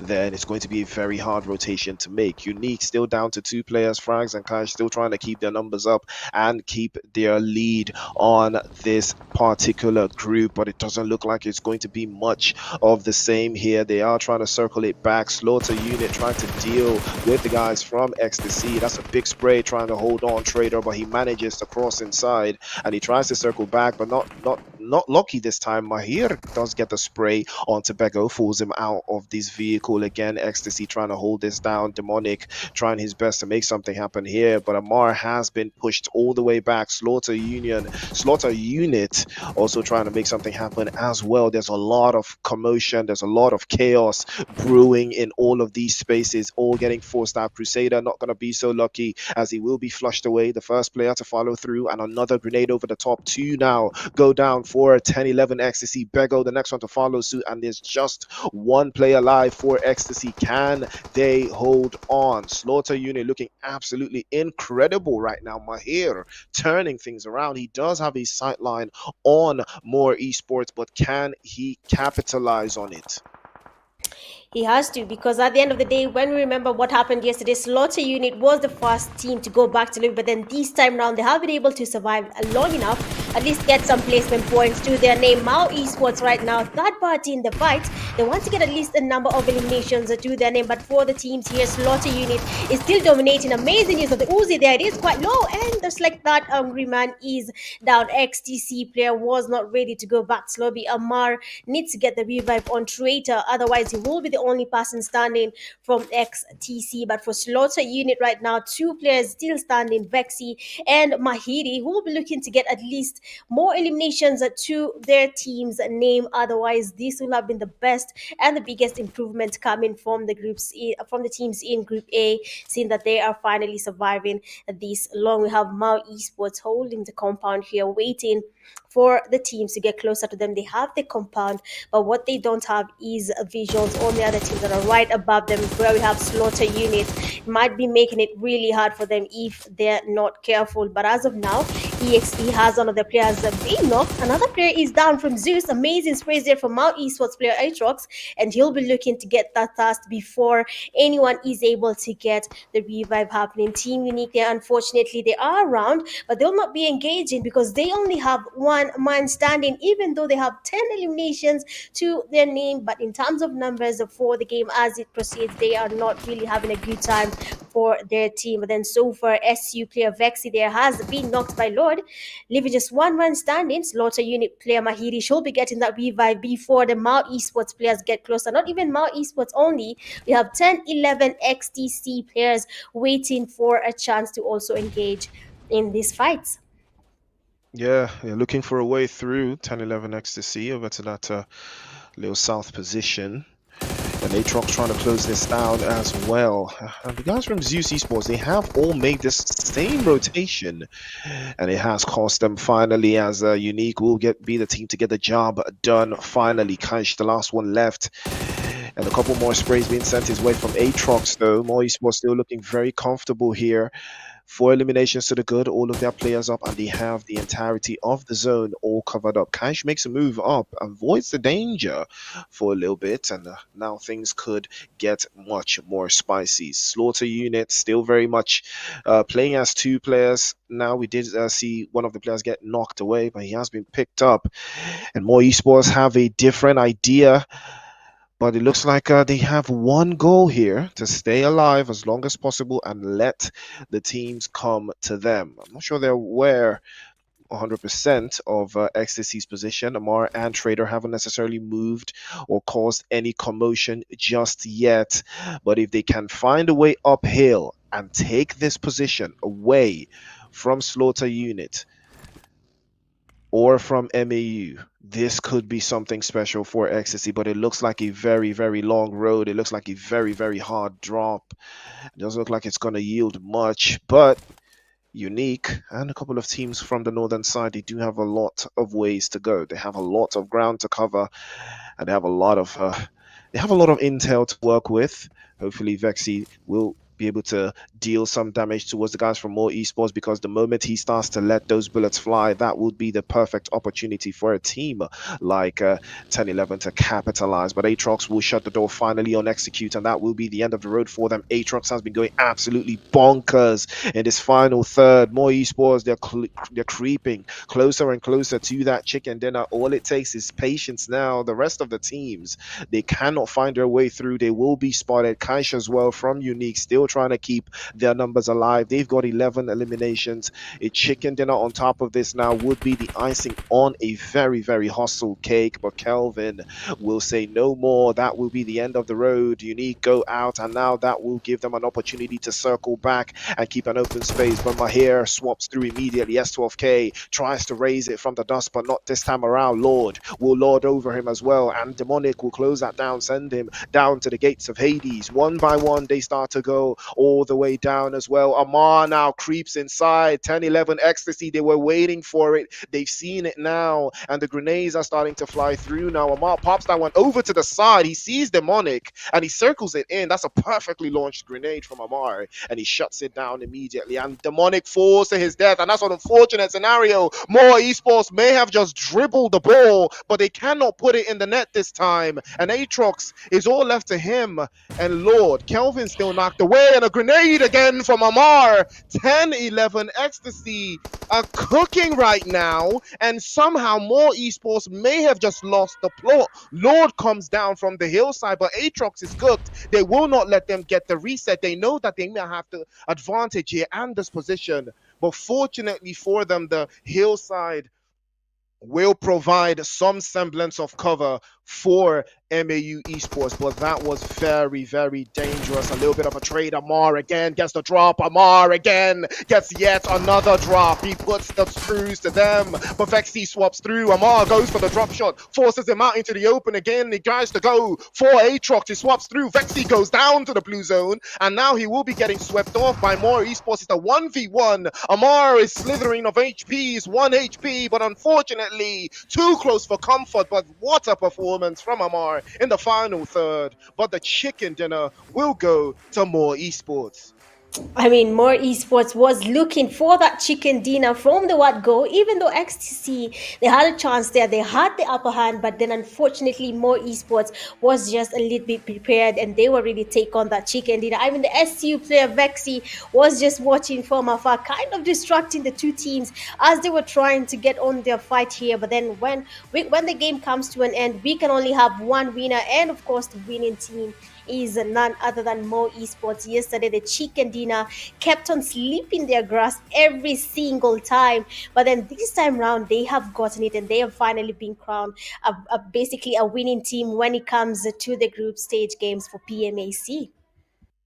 Well deserved. More esports, they did everything perfectly there. It was looking very shaky the moment Amar just put on his dancing shoes. He started to dance all over them there. They couldn't get a shot off at him. What a performance that was in the final third. If he did manage that chicken dinner, that would have been one for the books. But more esports utilizing the high ground, that is why they took that position. It was a risk. It was 50-50, but it paid off.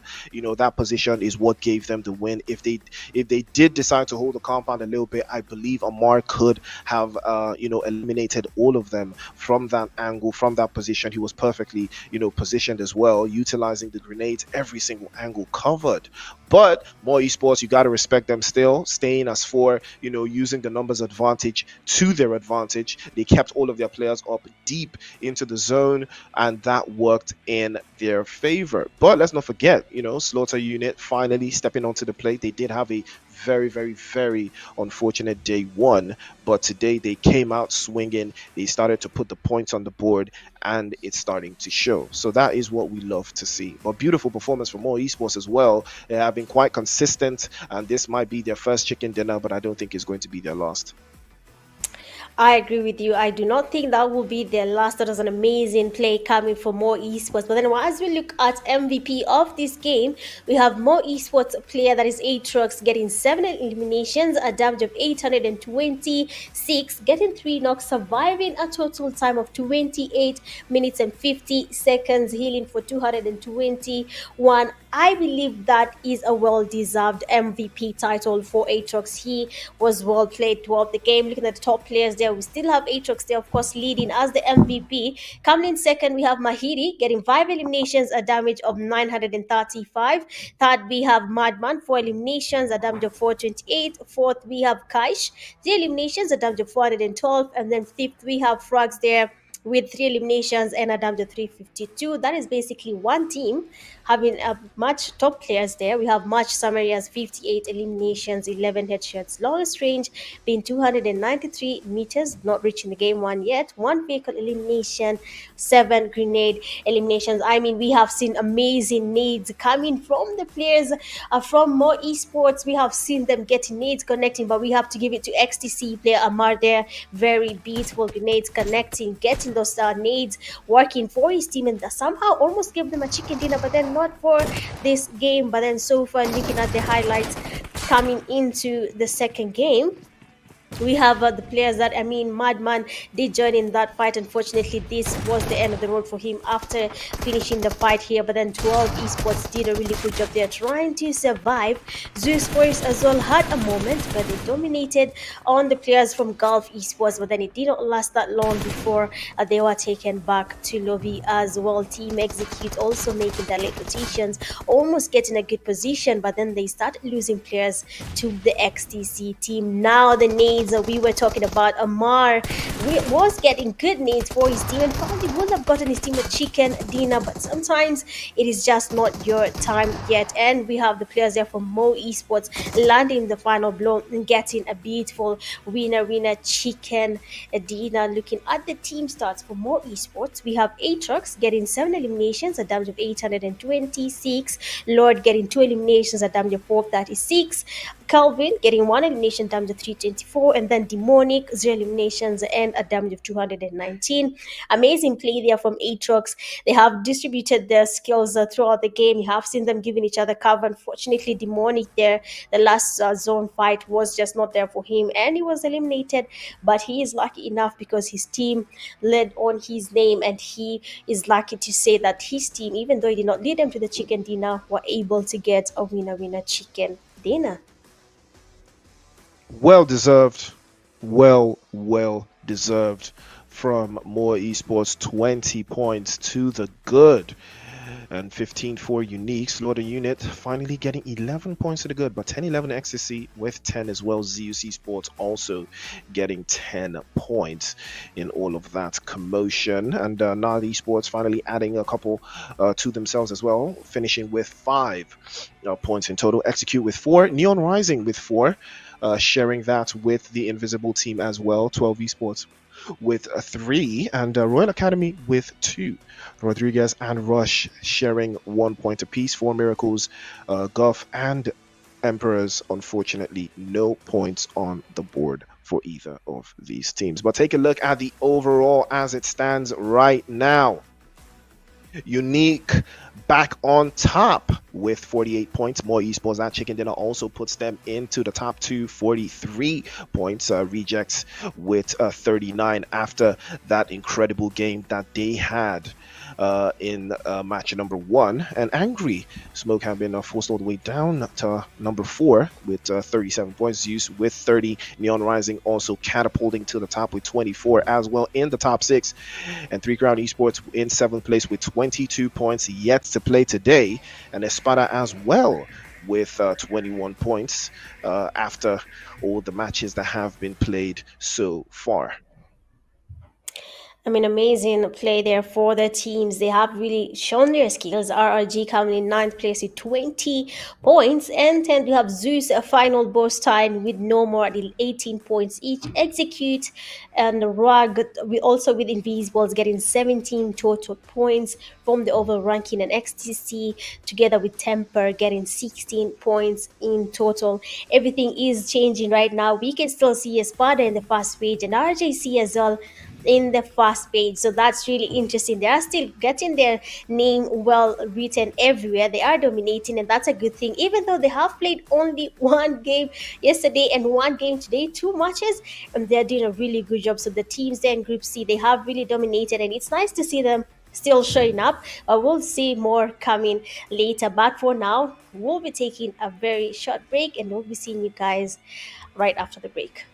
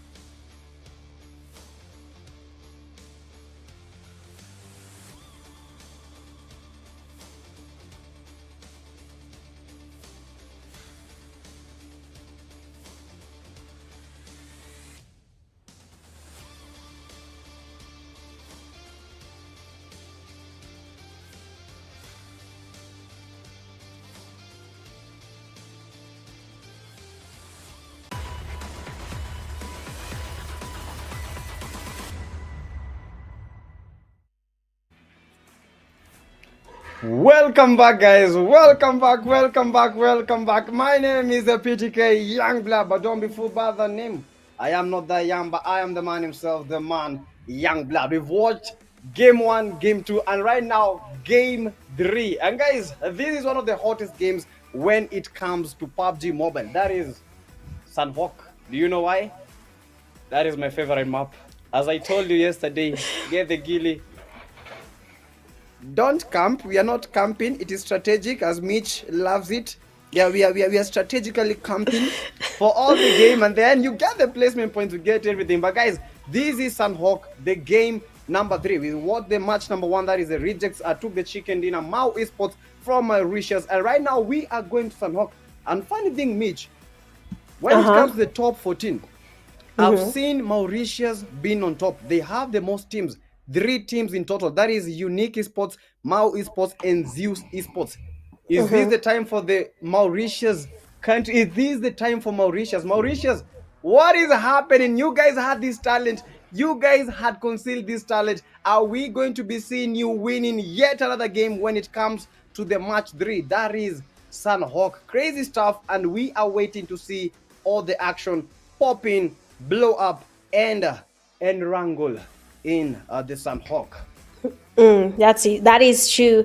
We'll be seeing how that goes. But again, we are still having Group A playing as the participating teams are Execute Team Unique. There are 4 miracles. You have GUF, XDC, 12, Zeus, Mao, Emperor, Not Esports, Neon Rising, Invisible, Slaughter Unit, Road, Rug, and the Russia's teams we have seen dominating across different maps. And now we are back again, just like a PTK has said there. We have really good teams coming from Mauritius. Some of them we had expected that, talking about Unique, Mao, and the Zeus. They are good teams coming from Mauritius. They are raising their country quite well so far. But we also have to give it to RJC. They're amongst the best teams from South Africa.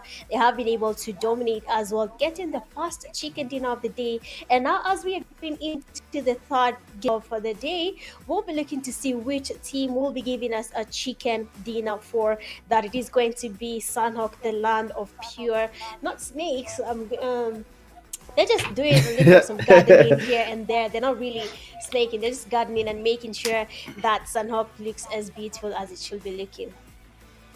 Yeah, when it comes to Sunhawk, you just have to watch out for those snakes as we know them in PUBG. These snakes are the most dangerous, but when it comes to these competitive game, when it comes to these tournament of such caliber, you don't have snakes. You just have competitive players doing what they do best. Right now, guys, let's hop into the game. Let's hop in to Sunhawk. You need to remember, when it comes to Sunhawk, the hot drops, those hot drops might be the game changer for your team, or might be the worst thing that you guys are doing. And the playing path are from the south to the northwest of the area. We see teams going to Kampong. Yesterday I mentioned about Kampong. No one went to Kampong. But this time around, 2 teams going to Kampong. So we are going to have some early fights, being a 6x6 map. This is going to be crazy. This is going to be insane. This is going to be the thing that has brought us here. Insane. Let's go. And we are getting started with Sunhawk. Oh my goodness me. I believe from that excitement, that tells everyone that Sunhawk is basically PTK's favorite map. And we'll be seeing which team will be giving us a chicken dinner. But as you can see, Kampong, they're the land for PTK. Seems to have 2 teams already. And AXE player Zaber, that's going for that push. Amazing jump shot with the S12K. And that means for the players for Royal Academy, this is going to be the first draw they're going to be having to take place in today's third game of the day. They will be engaging against Team Execute. They will be forced to take on that fight, and they will be either winning or losing. All this is open. We are not sure what will be happening, but for Team Execute, they already have the upper hand. 1 player is down for the Royal Academy, but we'll be seeing how that goes so far in this fighting Kampong. I don't understand when it comes to Kenya. I've always known that Kenya has the best clans, the best teams, but when it comes to these table, we are seeing a different change in that. Execute. This is one of the teams that is putting Kenya on the map. We have 2 teams from Kenya that have already made it to the top 14 as of yesterday. That is the Execute and the Mercenary Union. Are we going to be seeing such different gameplay when it comes to today's game. We have seen the slaughter units. Those guys have been doing what they do best, as the name suggests, slaughter unit, making those slaughters and getting those eliminations. And I think they got the number 4 in the previous game. Right now we saw the 12. Oh my goodness, not Crypto getting the 12 Pablo, and the action has already begun. This is, oh my goodness, not Crypto is the only player remaining. I had not noticed that, but this is the only player remaining from the notice spots. Will he be able to clutch a 1v4? 12 are making that push, cooking that nade. They know that this is the only man, and that is just it. No Crypto eliminated as soon as the game has started. The first team to see and visit the lobby, and that is just it. We have the L for the lobby, and the L are for the loss. What an insane game. Note eSports not anymore. South Africa, you need to come behind your players. You need to psych up your players, man. We need those South African flags in the charts. We need to see you guys coming behind your teams, because the teams need you right now for the moral support. They need you right now because you are what that they are fighting for. Not eSports, unfortunately out, but not out of the tournament. That is just for this game. What is happening, Mitch? Oh my goodness me. It is a pressure. I mean, it is getting worse and worse. It is Christine, and we are going to be seeing how that works out for other teams. But as you can see right now, what is happening is that the Royal Academy is already losing players. Iris has been taken down, and we'll be seeing how that goes. But then now Zeus is taking on a fight invisible team that is Rupo player. Will be trying to get some confusion there for Thaga to imagine that maybe that's a grenade, but then his teammates are giving him the cover, and we have invisible team player Rupo getting knocked, leaving just one man standing, and that is Lord. I hope he has something planned for his team, because right now, being the only person standing for his team, he will be the only thing they will be depending on to be able to get at least some points up for their team. But then, of course, just like PTK said, it is unfortunate that already one team has been eliminated, and that is not esports. So we'll be seeing how that plays out for the other teams as well. Seeing that Royal Academy as well is down in terms of numbers. 3 of their teammates have been taken back to lobby, leaving just one player standing who is not looking to take on this fight. Otherwise, he has been on the defensive side and has decided to retreat and avoid this fight as much as he can. And finally, another interesting fight is about to take place. GUF Africa versus the players from Team Unique, a very strong team there. And we'll be seeing how they take on that fight for sure. Honestly, Mitch, I had this question because what is the best tactic to use when it comes to Sunhawk? When you're playing Sunhawk, like what is the best tactic? Do we have like the best tactic? Okay, I can say for Sunhawk, just third party, but be careful not to be third partied, wildly third party, because as you can see what's happening right now, the player from GUF could be taking on this fight. He is making the rotation, getting the knocks on Team Unique. If another team joins, then that will be an amazing third party for that team. But I will be seeing how that plays out. But as of now, Team Unique there is getting pushed by the players from GUF Africa. Forge and his teammate getting closer. Grave, Cups, and the teammate that is Mandara are getting closer, and they want to continue getting the knocks on Team Unique. Question is, will they be able to take on that team easy? Since that Team Unique has been dominating for quite some time now, and now we'll be seeing whether there's a team that is ready to take them down too early in the game, because that is yet to be seen happening on Team Unique. Amazing grenade there, and Clips is down. Mandara now, the DBS, trying to go in for that push. Frogs there, focusing on the revive, and Mandara tries to get the jump shot there, but then he goes down, and he's been told to sit down and wait for that fight to continue. Only 2 players remain standing for the players from Team Unique, 1 player standing for GUF Africa. What will be changing is that either Team Unique will be going back to lobby, or GUF Africa will be the team that is going back to lobby as well. Forge there trying to go in for that push. DBS at on there, amazing damage there, and just like that, GUF Africa has been taken out of the game. PTK, to answer your question, third Oh, party. Sorry, third party. that party. Oh my goodness me. I was watching that fight, and honestly, the Unique Sports, these guys are just know what to do. These guys are going for the action. These guys are going for the eliminations. They know what they want. They are going all in. Whether you like it or not, this is the Team Unique. Madman yesterday was the man that was putting Team Unique on the map. But today, I think we shall be seeing some other teammates doing the action for the team. We have the Mau Demonic as such a very good party, as such a very good team.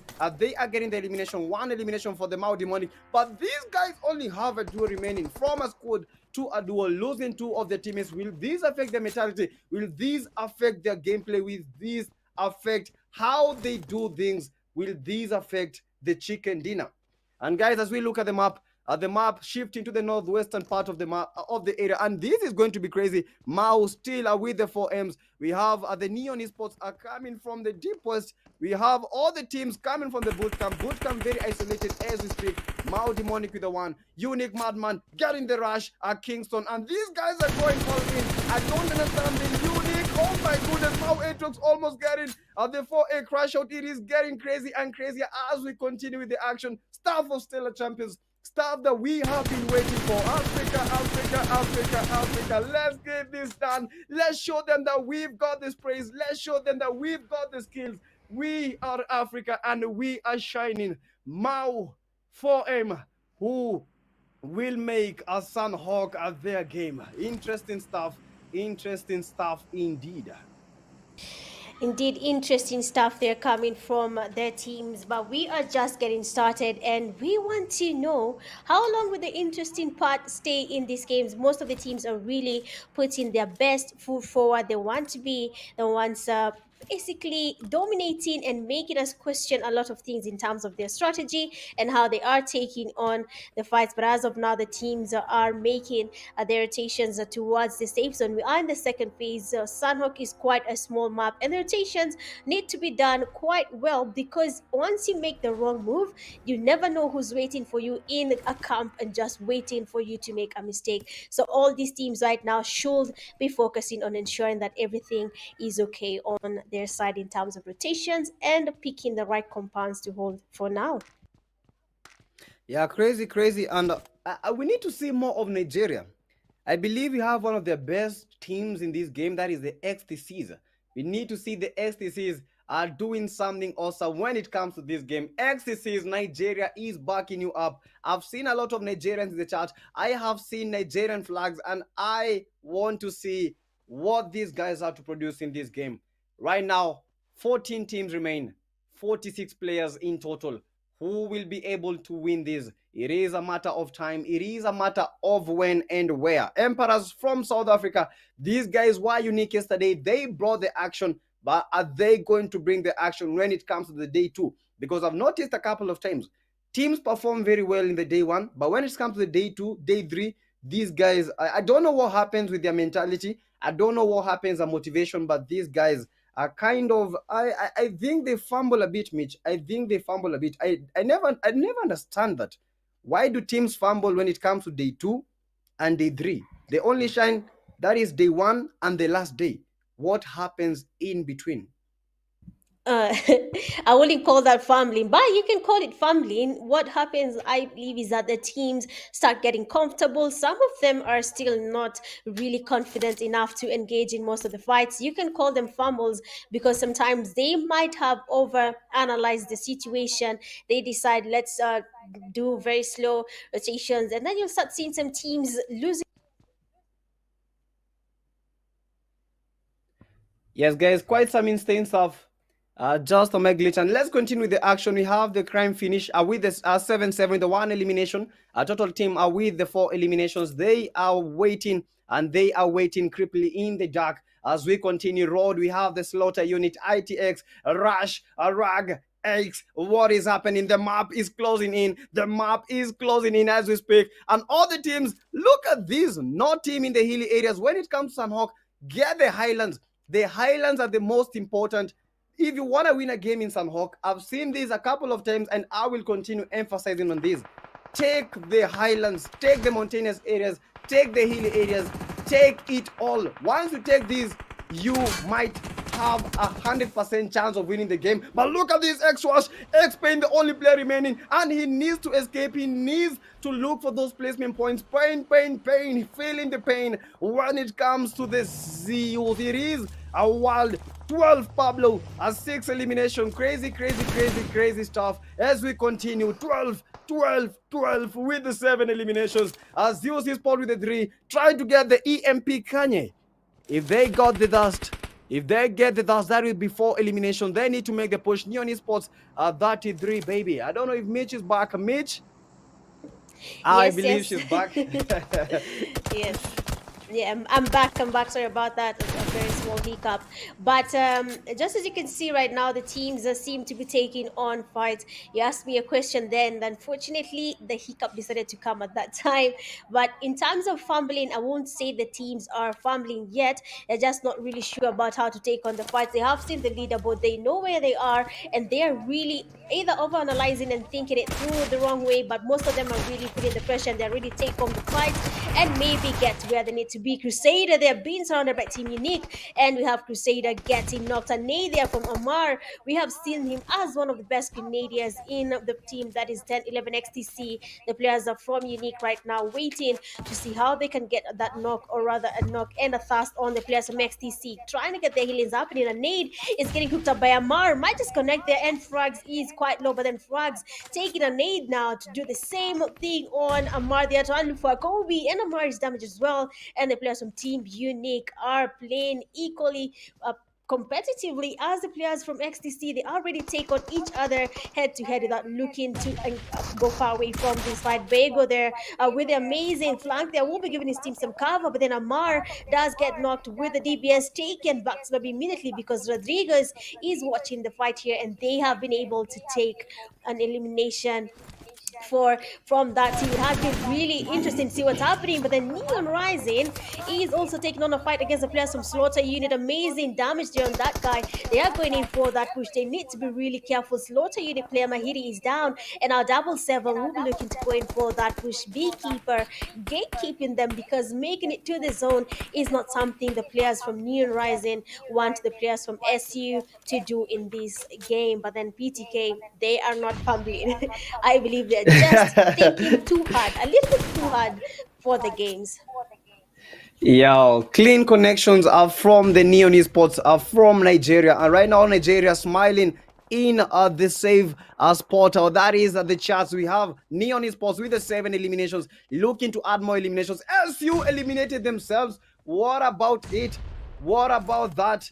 This is insane. SU's one of their guys eliminated himself. Neon getting the final SU and the Neon Esports. They are cooking and they are cooking out. ITX Loud getting that good elimination. Zeus is out. ITX, this is awesome. This is the stuff. This is just it. This is what we wanted to see. This is what we wanted to watch. ITX Loud, will he be able to fight? These are the, oh my goodness me. The ITX Loud with the DBS getting pushed and eliminated by the Zeus Esports. Crazy stuff. Crazy. The Rush Damaris does not understand what is happening.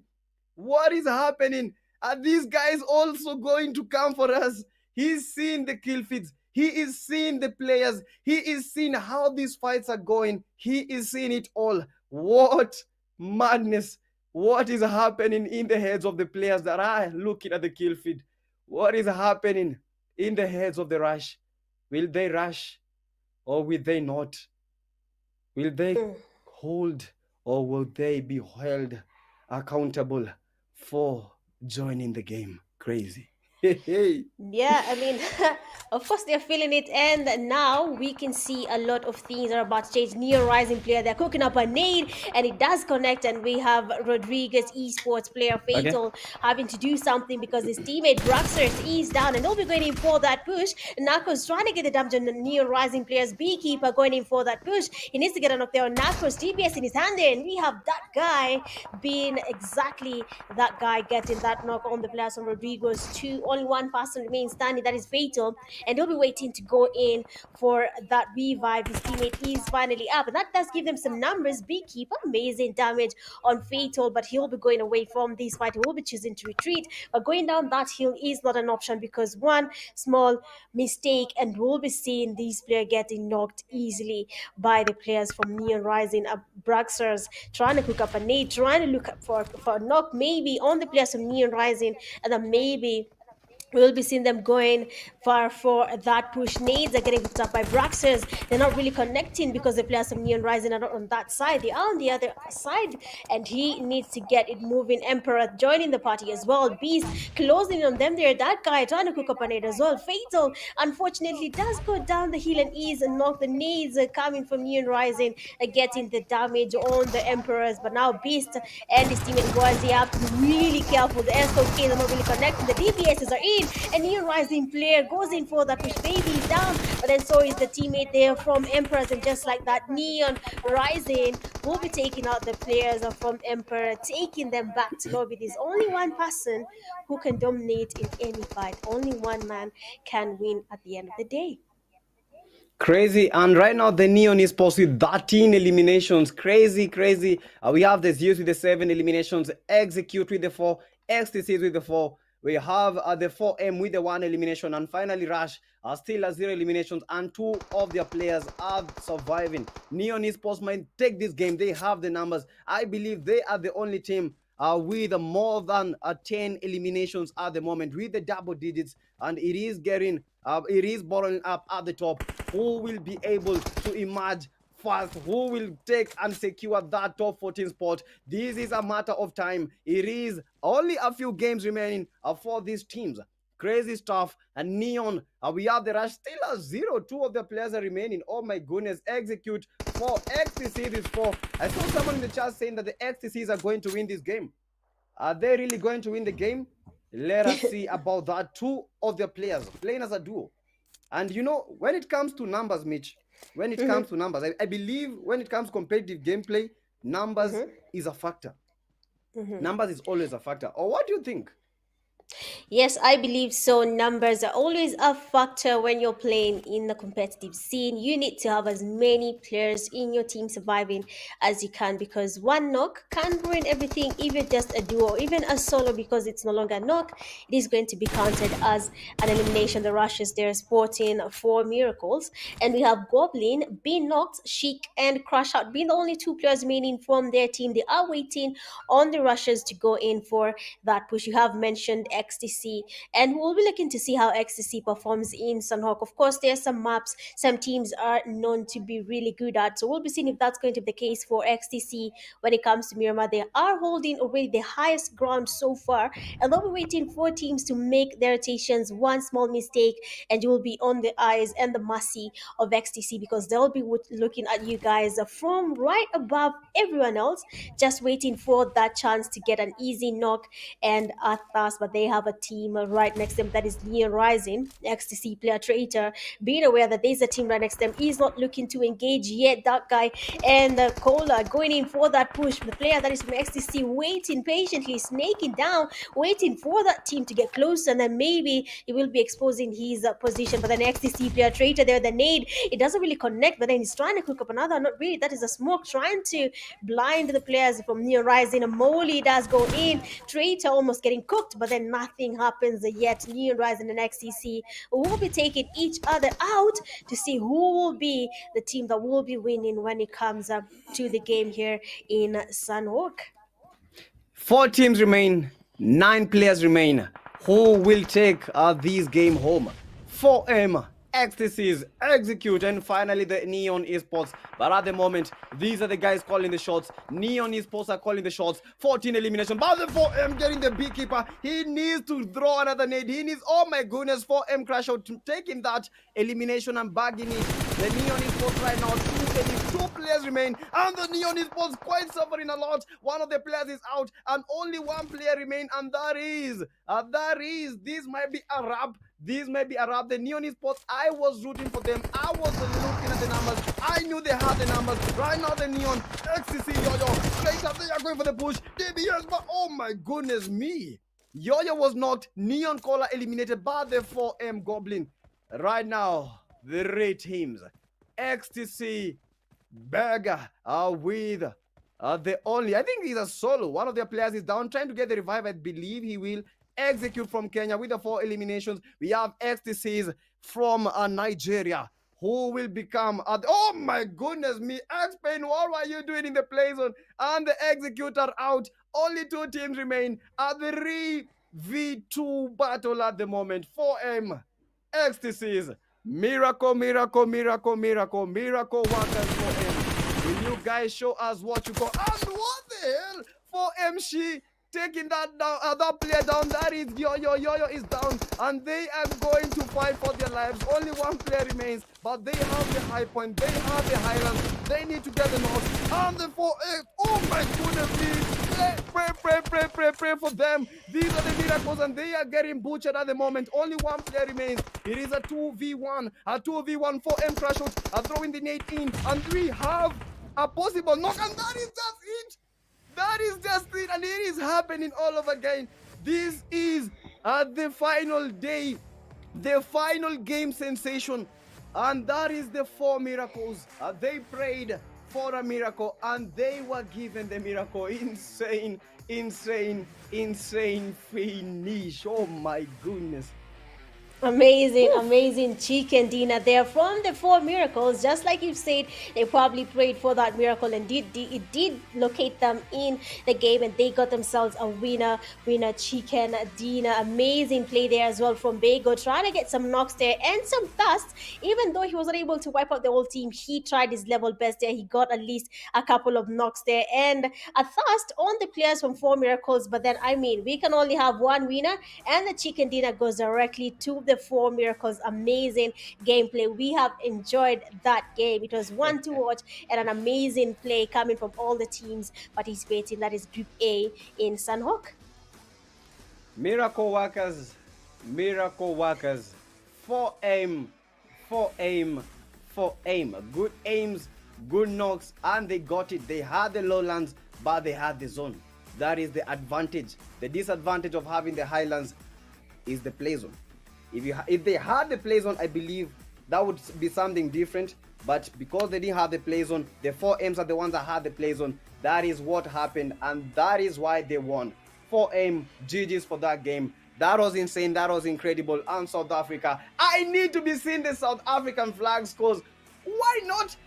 If your country wins a game, you guys should be backing your people up. These guys are representing you. These guys are going for you guys. And that was a GG's. Mitch, I actually don't believe that the 4Ms were able to pull this. I honestly thought that the Neon, these guys were, I think they were the contenders for the chicken dinner. What actually happened to the Neon? I mean, it was Near Rising and XCC going head to head against each other. Those are two strong teams. They are from Nigeria. They almost have the same level of skills. And of course, it will have been a really interesting game. Even the last player from Neon Rising was able to take on the last 2 players from XTC. But, you know, the numbers, like you said, do count. And for Neon Rising, they only had one person standing. And of course, that did cost them. But that did not really put them at the losing end, because the MVP for this match is from Neon Rising, and that is Beekeeper, getting 5 eliminations, dealing a damage of 706, 3 knocks, and surviving a total of 19 minutes and 38 seconds from that game. He also does a healing of 205. The top players are coming in from Sunhawk. We still have a Beekeeper there as the first one. Second place, we have Kohler getting 5 eliminations, a damage of 675. Bego coming in third with 4 eliminations, a damage of 553. Fourth, we have Zeus player Faker getting 4 eliminations, a damage of 488. And then fifth place, we have Madman from Unique, 3 eliminations and a damage of 448. The match summary having 59 eliminations from that game, 10 headshots, a long distance elimination of 367. That spray was there from 4 miracles, 1 vehicle elimination, and the grenade eliminations. I mean, the chicken dinner was a grenade elimination from the 4 miracles, getting the last player from XTC, and that is a Bago. I mean, amazing game today here in Sunhawk. Amazing start of the day with Zaber getting the first team out, and North Esports as well being eliminated easily by 12 Esports. Zeus coming in as well trying to take on Invisibles, but they get eliminated as well. We almost lost a Team Unique early in the game, but they somehow survived and they were able to continue their conquest towards getting a chicken dinner. But then that was not the case, as well as the players from Team Execute. A lot has happened throughout the game that they did engage in a lot of fights from the beginning. And XTC here, even though they are in a fight and lost a couple of players, including Crusader, Traitor, and Bego, tried to hold the fort here, and just like that, the game came into a close, and we had the players from 4 Miracles taking out the players from XTC head to head easily, and they were able to get themselves a chicken dinner just because of a grenade from that one player, and his name is 4M Crash Out. Oh my goodness me. And guys, this is the team that got the chicken dinner. A good game for the 4 Miracles. And of the 4 Miracles, these were the stats. We have the 4M Shikup. Oh my goodness, 3 eliminations. We had the crash out, crashing out with the 3 eliminations. Oh my goodness, like how many eliminations? I think that is 6, 7 eliminations for the number 1 team. We have a Goblin with the one, and Sphinxy.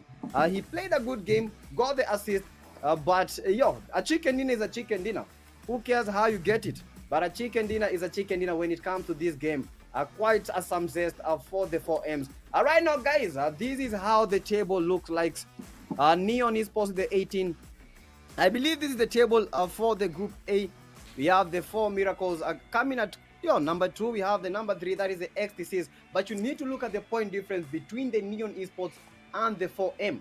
I believe that game brought a turnaround when it came to the 4Ms. The 4Ms got the win, and if it was not for the win, I don't believe they would be number 2, because the turn points assisted them to get to where they are at the moment. Neon Esports GG's with the 14, 18 points. We have the 4M XTCs, Zeus Esports Execute with the 9. And looking at, we have Rag Esports, they have 0. They need to do something about that. And guys, the overall ranking, Unique Esports. These guys are very, very unique. 54 total points, 34 eliminations. Do you know what we say about 34 eliminations? 4 games, 34 eliminations. These are some crazy stats. We have the Mau, 47. We have the Neon Esports, 42. Zeus with the 40. Rejects haven't played a very good game in the first game. That is totally incredible. We have the XTCs, Nigeria, X are from Kenya. These guys are going all in. They want the number. They want to get to the top 14. And they are doing their best to get that. It's never easy. It's never easy. You require to train. You require to play a lot of scrims. This is no joke. And you can see from that crazy stuff. And the overall rankings, very, very crazy. Next, guys, it is going to be incredible. Just prepare yourselves. We have the ITZ going to the number 16. Oh, that is number 16. But look at the point difference, guys. The point difference is very, very minimal. 23, that is, the number 9 has 23, the number 16 has 18. Mitch, what can we say about this point difference? Like, I think this is very, very minute. Anyone can pull up, like, anyone can get any, like, 4 points and you get to the top 9. How crazy is this? Yeah, that is true. I mean, the margin is quite small here. Most of the teams will not really have to do much. All they need is either placements or a little bit of some elimination points, and then we'll be seeing them coming there close in the margin and finally being able to dominate. But then again, they came from nowhere with GT30 Pro. They rise, and so can you. By now, winnership to 2025 PMGC. Be their number 1 fan and outplay the rest. Well, I believe that is it for game number 3 in Sunhawk. We'll be taking a very short break, and we'll be seeing you back again for the 4th game. BRB.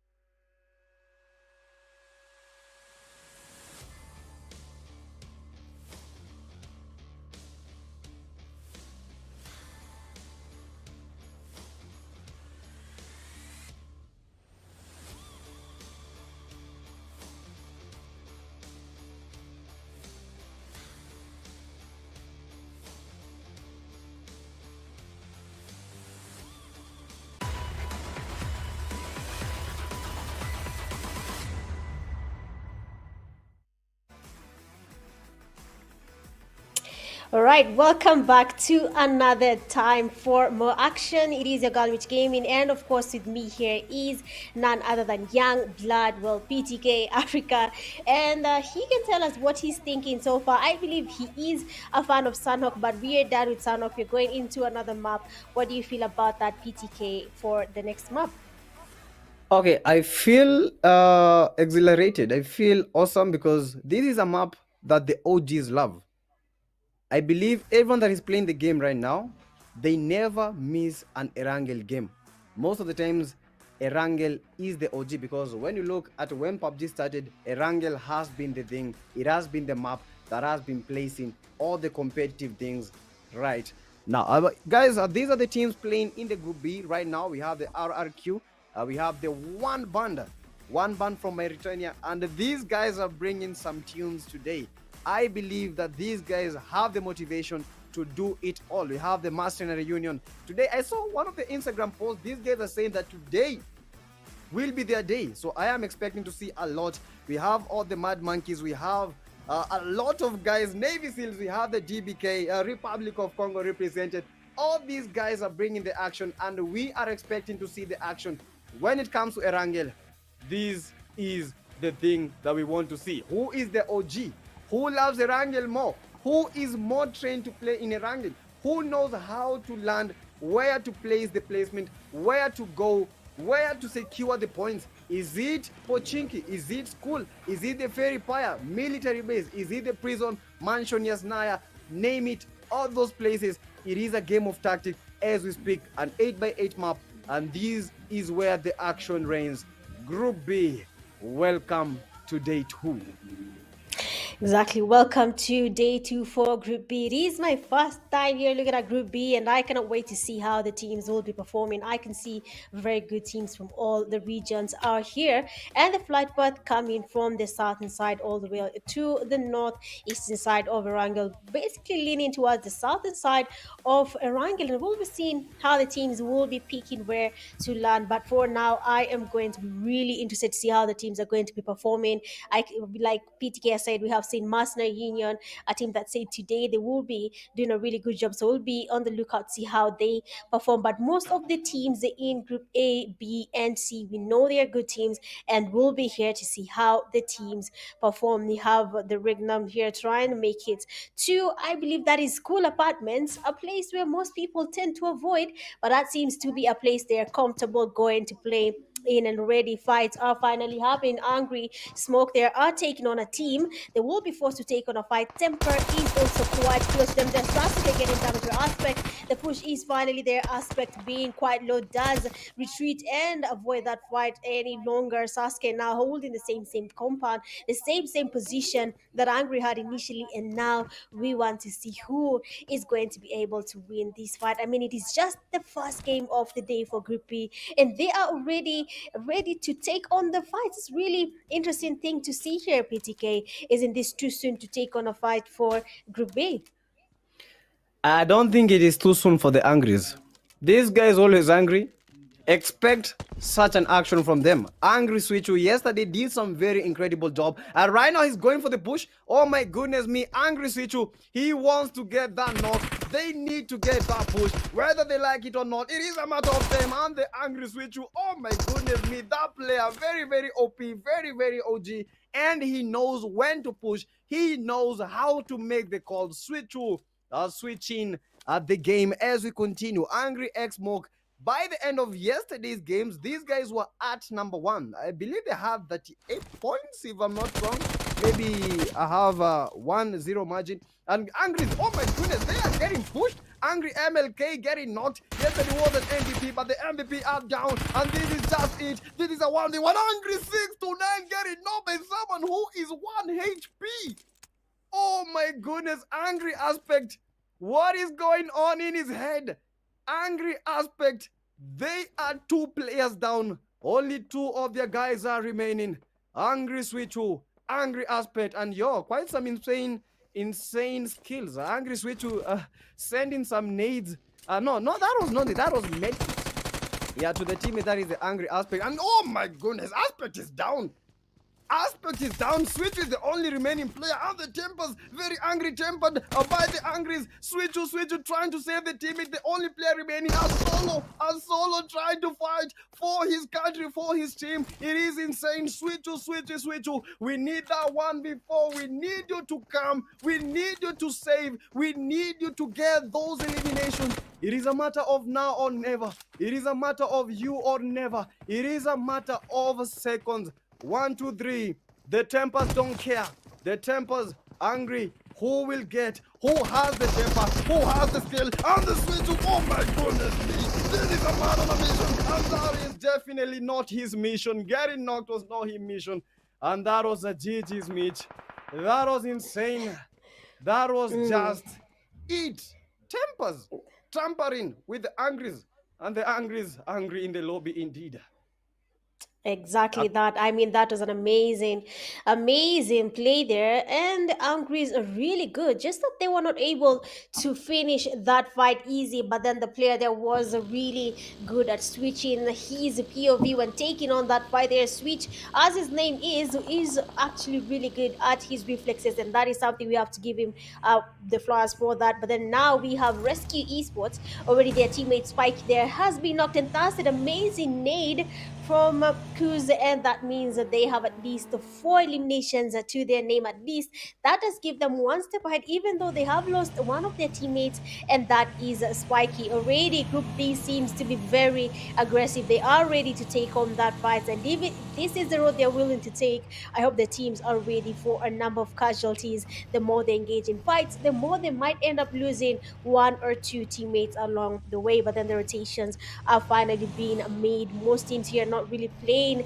in compounds. Rescue Esports is just moving around with vehicles, looking for a chance to engage the fight. And Emperor finally, that's gonna knock their end Thirst on Cypher. That means that they are now aware that that team is down in terms of numbers. They have been crippled enough for them to go in for that push. You have talked about how the teams in Group B are very, very prepared for these matches. So are you expecting PTK to see a new team taking on the Chicken Dinas? Because I believe yesterday we had Rag, that is from Madagascar, RRG, sorry, from Madagascar. They are the ones who are really dominating and got that chicken. Are you expecting the same thing coming to, today, or are you expecting a new team to give us the Chicken Dinner? Honestly, you mentioned Madagascar, and I remember one thing. Madagascar is OP. Oh my goodness! Before we even go to Madagascar, guys, that was quite some spray, and the DBK Savage receiving quite some savage over spray. That was just it. DBK Luz is the only player remaining. And guys, we were talking about Madagascar. Madagascar has been, and I think it is, the country right now with the most improved teams. Madagascar is very OP when it comes to the classics. When it comes to the team deathmatch, these guys have it all. And today we are seeing that. But the question is Madagascar going to outperform the rest when it comes to day 2? They did that yesterday. RRGs dominated. But what about today? Are these guys going to bring that action? We have the Ruthless Esports almost getting down. Lilo, Rescue Esports. And nowadays, oh my goodness me. Tempers are not tampering with anyone. Tempers are not joking. These guys, they have the high tempers. They have the high sprays. They have the knocks. They have it all. Tempers with the 5 eliminations. Rescue Vaccine trying to get that safe spot. Trying to get this temper, guys. Because temper. Oh my goodness. Temper gone with a gun-like spray. Oh my goodness me. What is happening? Temper gone. Temper. These guys, their name is just outrageous. Their skills are just outrageous. These are the men reborn, almost reborn in the lobby. Quite some spray. Vehicle smoking up. And this is crazy. Oh my goodness. Let me breathe in. Let me breathe out. Because that was an insane game. Tempers did not even receive any damage, but they inflicted a lot of damage. They got one knock, and I'm just waiting to see, is this really their game? Mitch, is this really the temper game? Are they setting the temper? What is happening, guys? What is this? We'll have to wait and see. We'll have to wait and see what they will be up to. But then amazing damage there on a rescue. They did get a couple on Ruthless. Sorry, they did get really good damage on that team. Lost one player along the way. But like I said, the more the teams look towards engaging in fights, a lot of casualties will be in their teams. They need to really think it through because this will be a really big loss for most of the teams. But then Cypher here, one person remains standing, that is Goku, and the players are coming in for that push. He is feeling the pressure. He does release the nade because now there's nothing you can do other than get ready for that fight. The players are now surrounding him. The man has basically been sandwiched. Peaceful spray there at the basin, but then the players are not letting him leave this place easy, and the DBS does connect.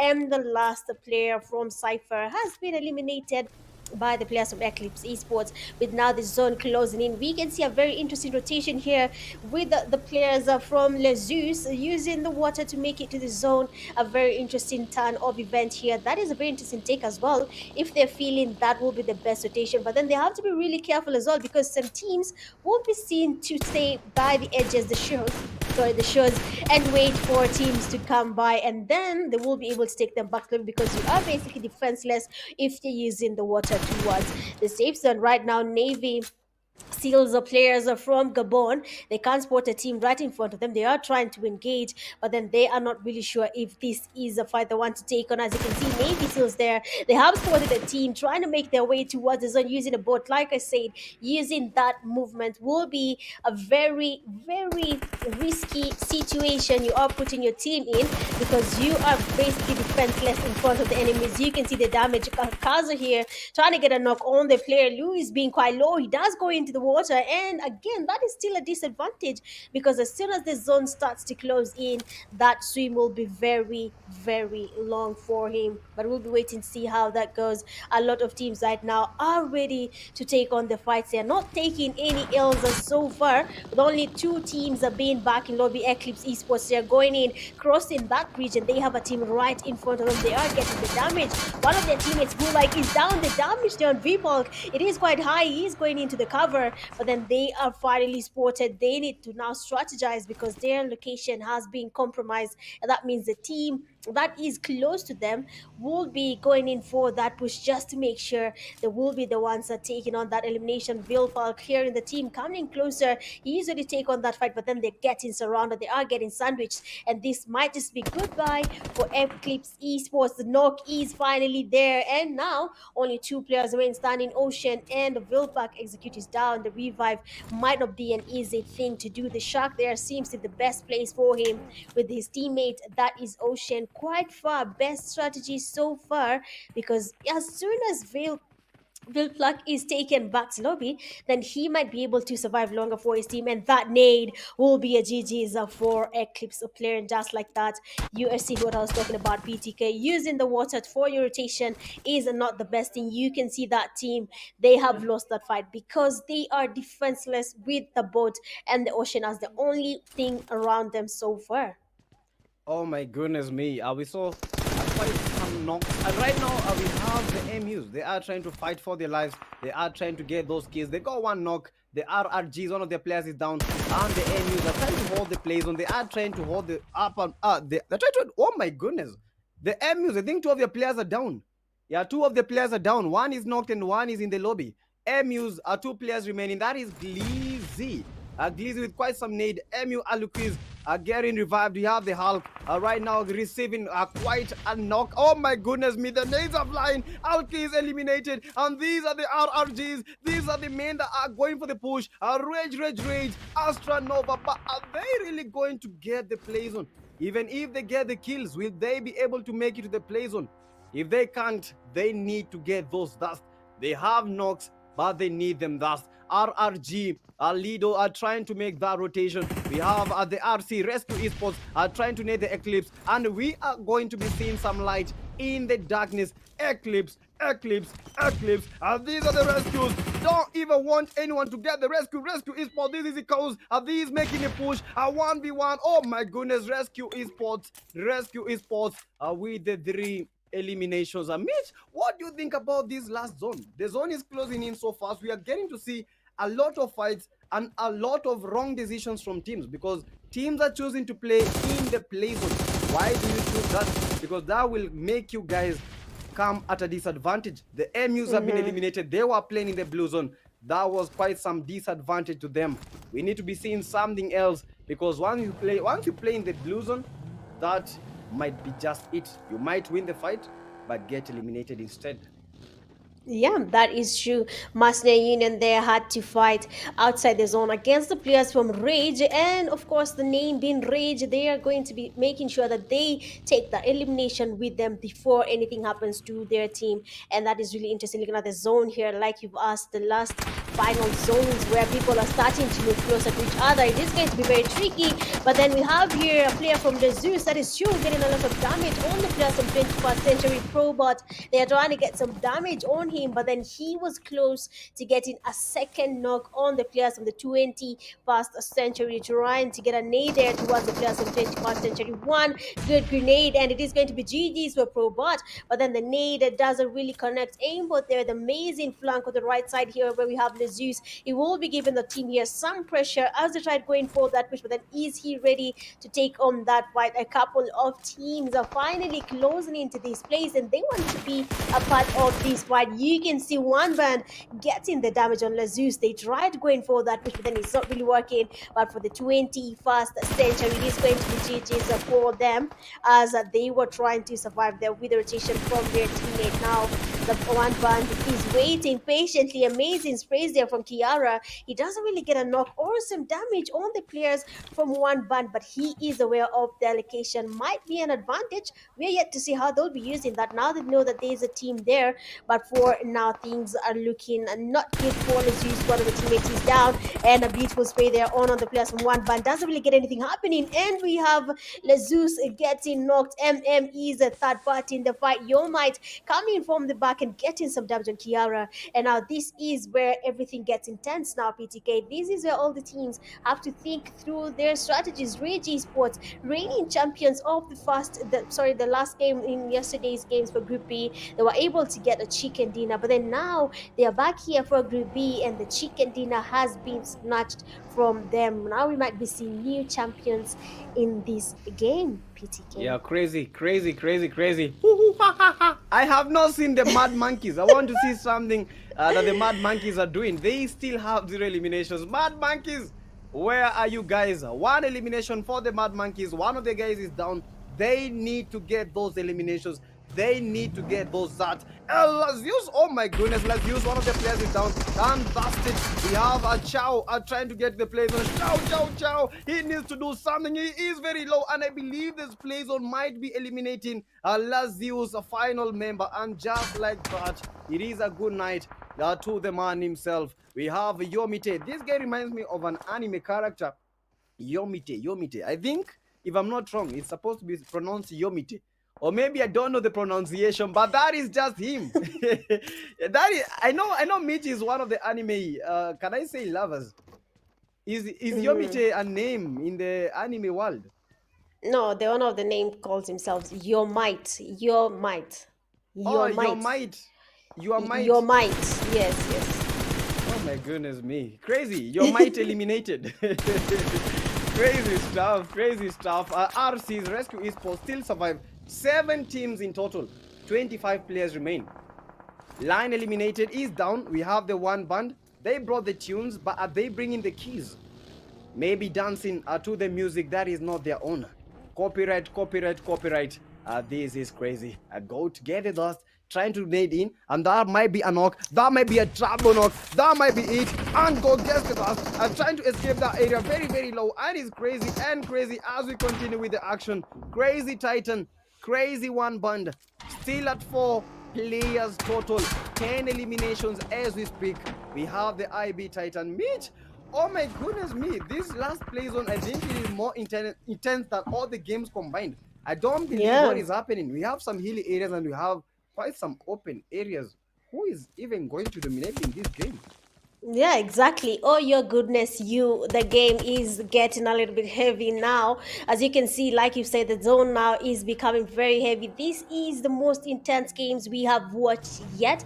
There might be more in the near future, but for now, Temple, they are making their rotations, are trying to scout out the place here in military base, just looking for that place, that sweet spot where they can camp it out or rather hold as they wait for the teams to make it to the safe zone. They are not in the safe zone as well, and they are going to be waiting for them, but they should also focus on that zone. Teams are finally closing in there. Three Crowns Esports are still surviving in this game. Quiller, Nexus again, Merrick, Owner, all these players are still in the game. They have the numbers, but then is it going to be their way to a chicken dinner? We'll be waiting to see that. But as they go towards their teammate there, at least Nexus again has been able to camp out the place here and scouted for them, but then their teammate there will be knocked and taken back. So there is Merrick because the player from Navy was watching, and Akaza immediately gets a knock and a thrust on the player from Three Crowns. That is Merrick. A lot is changing right now. Three Crowns Esports had the numbers, but sooner did I finish saying the name Three Crowns that they had already finished, lost one of their teammates. Now everything is going to boil down to who is going to be able to survive this very interesting last zone fight. I mean, fighting in this place, PTK, is not easy. You've seen we have some plane crash happening around this place. If you do not know how to maneuver a Yes. crash, how will you be able to battle all these things? It's a game of numbers. It's a game of numbers, and the guys in blue, those are the navies. They have the numbers. Tempers with the numbers. One band with the numbers. Those are the teams that have 4 players each, and it is a 4v4 v3 v3 v3. 6 teams remain, but who will be the ultimate dominator? One band with the 10 eliminations, Tempers with the 6 eliminations, RCs with the 3 eliminations, Navy with the 1, Dresses and the Ruthless Esports are with the 0. But quite some difference in the gameplay when it comes to the 3 crowns. Yesterday, these guys they were angry pushers. They were pushing at every chance that they were getting. But when it comes to today's game, these guys, they are holding the fight. They are not fighting at the start of the game. These guys are holding the fight and waiting for the last play zone. That is where they're trying to get the kills. But is this really going to work for the 3Cs? 3 crowns, we need you guys to take your kingdom. Are you really going to take your kingdom? Are you going to assert the dominance when it comes to this game? Mitch, what Exactly. is Are they up? going to be doing that? But, We'll be but what seeing is if that's about going to this? be the case. We'll be seeing No, if they go ahead and do that, but a lot is changing here. We have the players from one band, that is Titan is down, and the players from Rescue Esports are using the buildings from military base to their advantage. They're not moving at all because the zone was favoring them then, but now the zone has decided to move, and the players from Navy and Three Crowns Esports will be the happiest teams when it comes to the last zone fights. Go to your trying to maneuver, try to look for a way to make it to the safe zone without being third party rather sprayed from the back with a team as that is Rescue Esports as he tries to make it to the safe zone. Only 6 teams remaining right now. Looking at the players from one band, they have 10 eliminations to their name already. That is really really huge for that team. 10 eliminations is a really big margin, but of course as the tables continue turning, we'll be seeing whether the players are from one band will be maintaining the same number as well as a chicken dinner, giving them 20 extra points just from this one game. Do you think that's going to be possible, PTK? I think that might be possible. The zone being a stage 6, we still have a stage 7, stage 8, stage 9, because yesterday most of the games they were ending at the stage number 8. What about this game? We have a lot of loopholes. We have a lot of hiding spots. Ruthless. Oh my goodness! The RC is getting the rush. I think that is the RE and the RCs. Rescue versus the Ruthless and the RCs becoming very very ruthless to the Ruthless Esports. The RCs getting 2 knocks. The RCs are 3 eliminations. The Ruthless, only one of the guys is remaining. Vaccine eliminated, vaccinated, amputated. This is crazy. The Rushiano, they are trying to get the RE nowadays. We need that clutch, or do you not do it nowadays? We need that clutch from nowadays. Get that revive, get that zone in, get those knocks, This is Rashiano, one of the best players as we know of. I know Mitch is very well familiar with him. Rashiano, a very young and improving player when it comes to the game, when it comes to PUBG Mobile. Crazy stuff from the RCs as we continue to give you guys the action. All the guys that are watching, don't forget, guys, we need you in the chat. We need you with the flags. We need you to vouch for your team, vouch for your country, give them the support, give them the cheer as we continue with this Erangel game. Exactly. I mean, they need to be cheering their teams up, just like you said. We have a couple of good teams there. Ruthless Esports, unfortunately, have been eliminated, and that does leave the only five teams remaining. They will be waiting to go in for that, which the zone will be closing, and now we'll be looking at to where the zone will be shifting, and now the teams will be forced to go towards that side. Rescue Esports waiting along the edges of the zone. They will be waiting for the zone to close in. They're trying to go in for that push on the Navy, but then they have to be really careful because Three Crowns Esports right behind them might just be giving most of the teams a hard time as they try to make their rotations towards the safe zone. A lot of teams, a lot is relying on the zone. Just question is, will your team be at the right place at the right time? Just like PTK mentioned, we have very good players. There are a lot of players from RC. Rusciano, I believe, is also a good player. We'll be waiting to see how that goes. But then he's waiting outside here patiently for the Navy SEALs, the players, to make a mistake over here. Is just waiting for that chance. One of the players from one band being spotted. Goat not getting damaged. He's still surviving for now. But then how long will he be able to sustain this without getting eliminated? Oh my goodness me. 5 teams remain. Tempers with the Tempers. RCs with the Rescues. One band with the music. We have the Navies, but where is the border? What will they bring to the table? Navy Esports, these guys need to lock in. We have the 3Cs finalizing that table. This is the Temper. Shock Crews trying to get oh my goodness, receiving quite some. Oh my goodness me! IB Franco dancing to the tune of the Tempers. And right now, the Tempers are not joking. These guys are going all in. These guys are bringing the manpower. They are bringing the artillery. These guys know how to set the pressure. These are the guys that are making. Oh my goodness, look at that spray. The Tempers are going all in. One band, one band, one band. We brought the music. You brought the keys, but you are going to be the dancers. This is crazy. One band. Goat. Bring that goat temper. Bring that goat action. It is you or never. It is now or never. Goat is the only person remaining from the 1Bs. Temper 6 got eliminated, and the 3Cs. This is crazy. 3Cs with the 3 eliminations, and this is what I was talking about. The 3Cs were eagerly waiting for the zone to close in and then start getting those knocks one by one, one after another. GG's as we continue. 5 teams. 3Cs with 3 players, Navy with the 4, RCs with the 2, Temper with the 2, and finally the 1B with the 1 player in sight.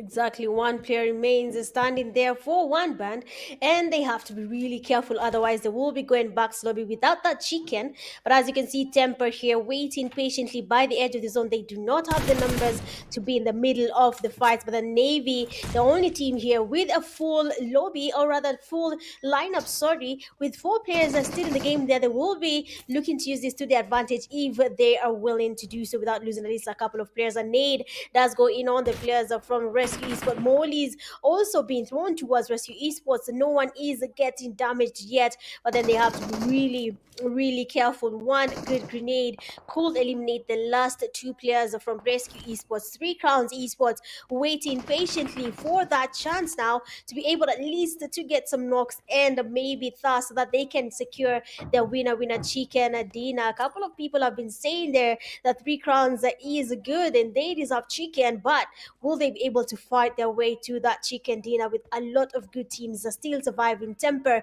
in the building, Rescue Esports are still in the game, Navy in the game, one burn standing as well. 3C owner is down, and that means the players from Navy might just be looking to go in for that push. Nades every single angle. 3 Crowns Esports right now getting cooked in their own building. Another player from RC, that is Aura, does get knocked and passed immediately by the players from Navy. Seal Rashiano being the only person standing in the zone is not your best friend, and he does get eliminated as well. Temper now, 4 teams remaining, and the battle is now getting where it should be, where all the teams now show their skills and prove that they deserve to make it to Nairobi, Kenya. Oh my goodness me, 3 teams remain. Navy, Navy still, no, Navy Seals. I did not see that. This is the 3C Quilla. Quilla getting knocked. That was quite some spray from Lambo with the AUG, and this guy is not messing a bit. This guy is not messing. 3Cs going for the push. 3Cs dominating. The 3Cs at the moment, they are the man with the 7 eliminations and the temper. 2 players. It is a 2v3 as we speak. 3Cs, one of the guys is down, so the Tempers need to set the tempo as we speak. Temper, oh my goodness, quite some nade from the 3Cs, and the Tempers, Cruz are making the push, and it is a 2v3. Who will get the win? 3Cs, come from your count. 3Cs, 3 players, 3Cs. What is they saying? Oh my goodness, Honor on the lobby. Who is getting the knock? It is a matter of time, a matter of seconds, but they have it all. The play zone, the building, they have it all. Shakuza is down, and only one player from the temple is remaining. That is Zik. Zik. Bring the seal. Zik. Bring the kill.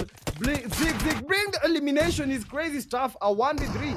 If he survives this, oh my goodness me. GG's. And the temper dancing to the tempo of the 3Cs. GG's. And the 3Cs, a 3-man army, a 3-man remaining army. They did that. That is just it. From the zest of darkness, from the eclipse, they made that happen. From nothing to something amazing. They are the winners of the Erangel game. GG's. I mean, amazing play there from 3 Crowns Esports. I believe Nigeria is proud right now. They have been able to get a chicken, a dinner, amazing rotations, amazing calls coming from them. They maintained the same compound for quite a long time. They had a disadvantage at first. They lost a couple of players, or rather 1 player, and they started feeling a little bit on the losing side, but then they maintained the same compound. And now 3 Crowns Esports being crowned the winners of the 4th game of the day. Amazing gameplays, beautiful thoughts. I mean, all I can say is big up to you, 3 Crowns, and we're hoping to see the same energy throughout the games as we continue enjoying the PMAC games group stages. I remember earlier I asked about the change in tactics for the 3Cs. Was it really going to be effective? The answer is yes. But when you look at the MVP of the match, that is the temper. These guys with the tempo, they set it high. Temper Zik with the 3 eliminations. Oh my goodness me, this game was very competitive. The man of the match with 3 eliminations. GG's to him. The damage that was quite good. That is 916. We've seen that damage. That with that kind of damage, most of the times the MVP has a lot of eliminations. That is 6 and above. But when it came to this game, you get the knock, but the dust is something that is very hard to take. Titan with the most eliminations, 4. We have Salsa with the 4 eliminations. Temper, Zik with the 3. We have Ona with the 3 eliminations. And finally, Quilla with the 3 eliminations. Quite some game. Erangel, here we come. 0 vehicle eliminations. I believe it's because of the location. Yeah, military base does not favor a lot of vehicles.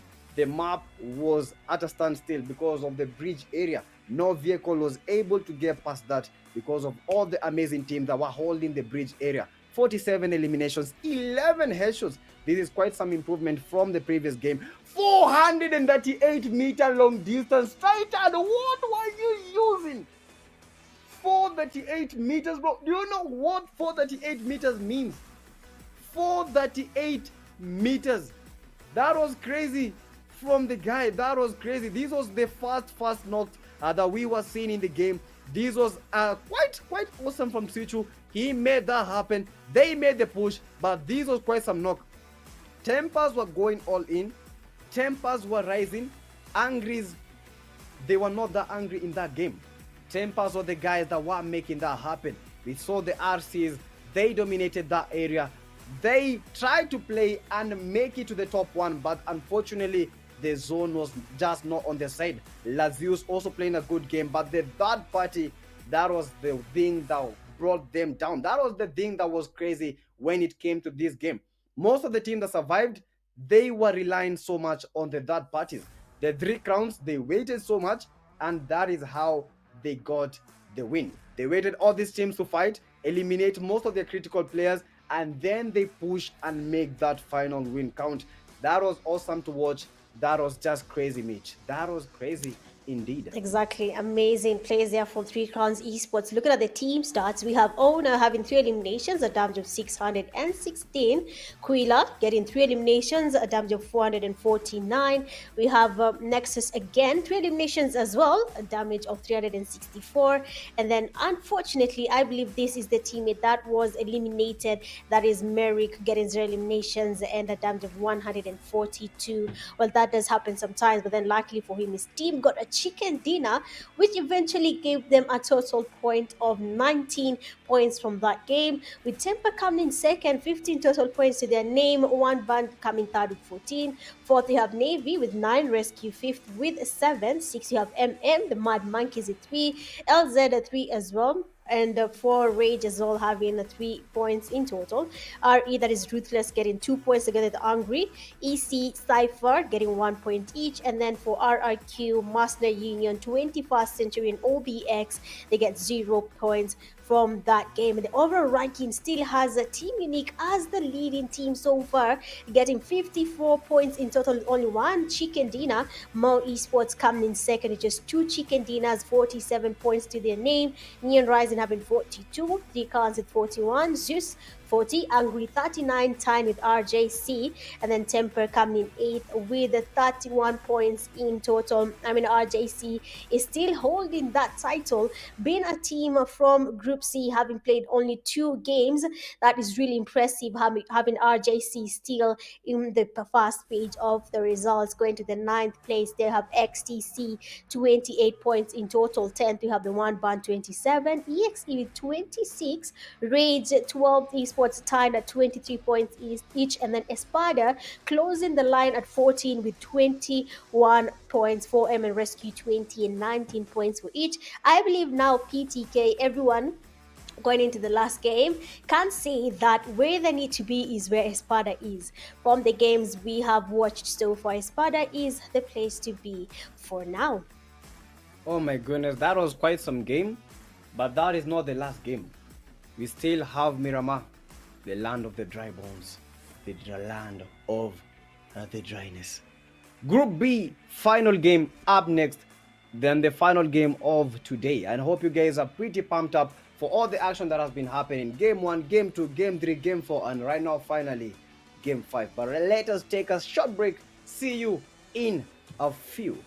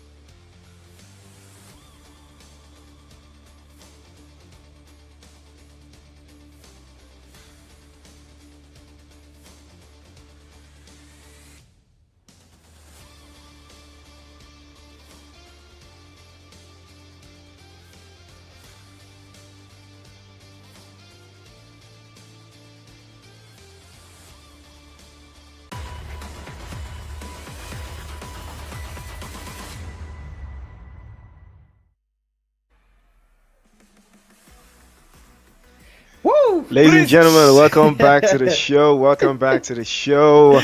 PTK, that was one hell of a game we just witnessed. 3 Crown Esports claiming that chicken dinner. I mean, what did you think they were going to win from there?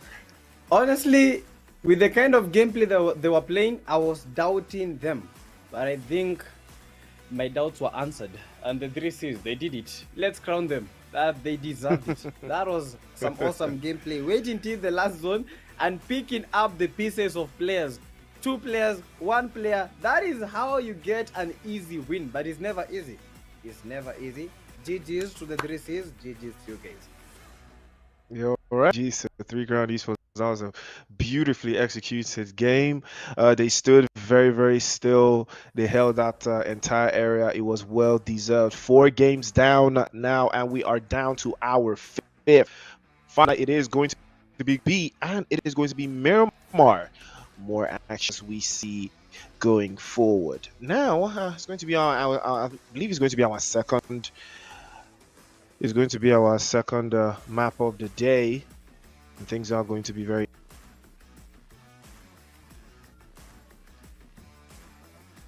Yeah, this is Miramar. Yeah, this is Miramar, guys, that we shall be playing in a few. Bro, this is one of the hottest games. When I talk about hot, I'm talking about the heat that is in the game. Generally dry because of the heat. Crazy stuff that is going to be happening here. We are going to be seeing the long range weapon. We are going to be seeing the Car 98, the M24s, we have the SKS, we have the Mini 14s, RRQ, One Band. These guys have played the first game, but right now they need to take a chicken dinner. The MUs, they say that they are going to be improving. We need to see that change. All the teams that are playing here, we need to see a change in skills, because if a skill does not work in the first game, change it. If something that you employed in the first game didn't work, change it, because that might just be it. Maybe the change will make you win or secure a good placement when we come to the next game. Well, as you all heard, PTK, he said if it doesn't work, change it. You can always change it. You can always do better. Now the question is, will these teams do better in Miramar? Final game of the night and final opportunity to see yourself in that top 14 before the end of week number 1 of the stages. Interestingly, though, we have 16 teams all vying through for that top 14 slot. Again, we just saw 3 Crown Esports take that chicken dinner.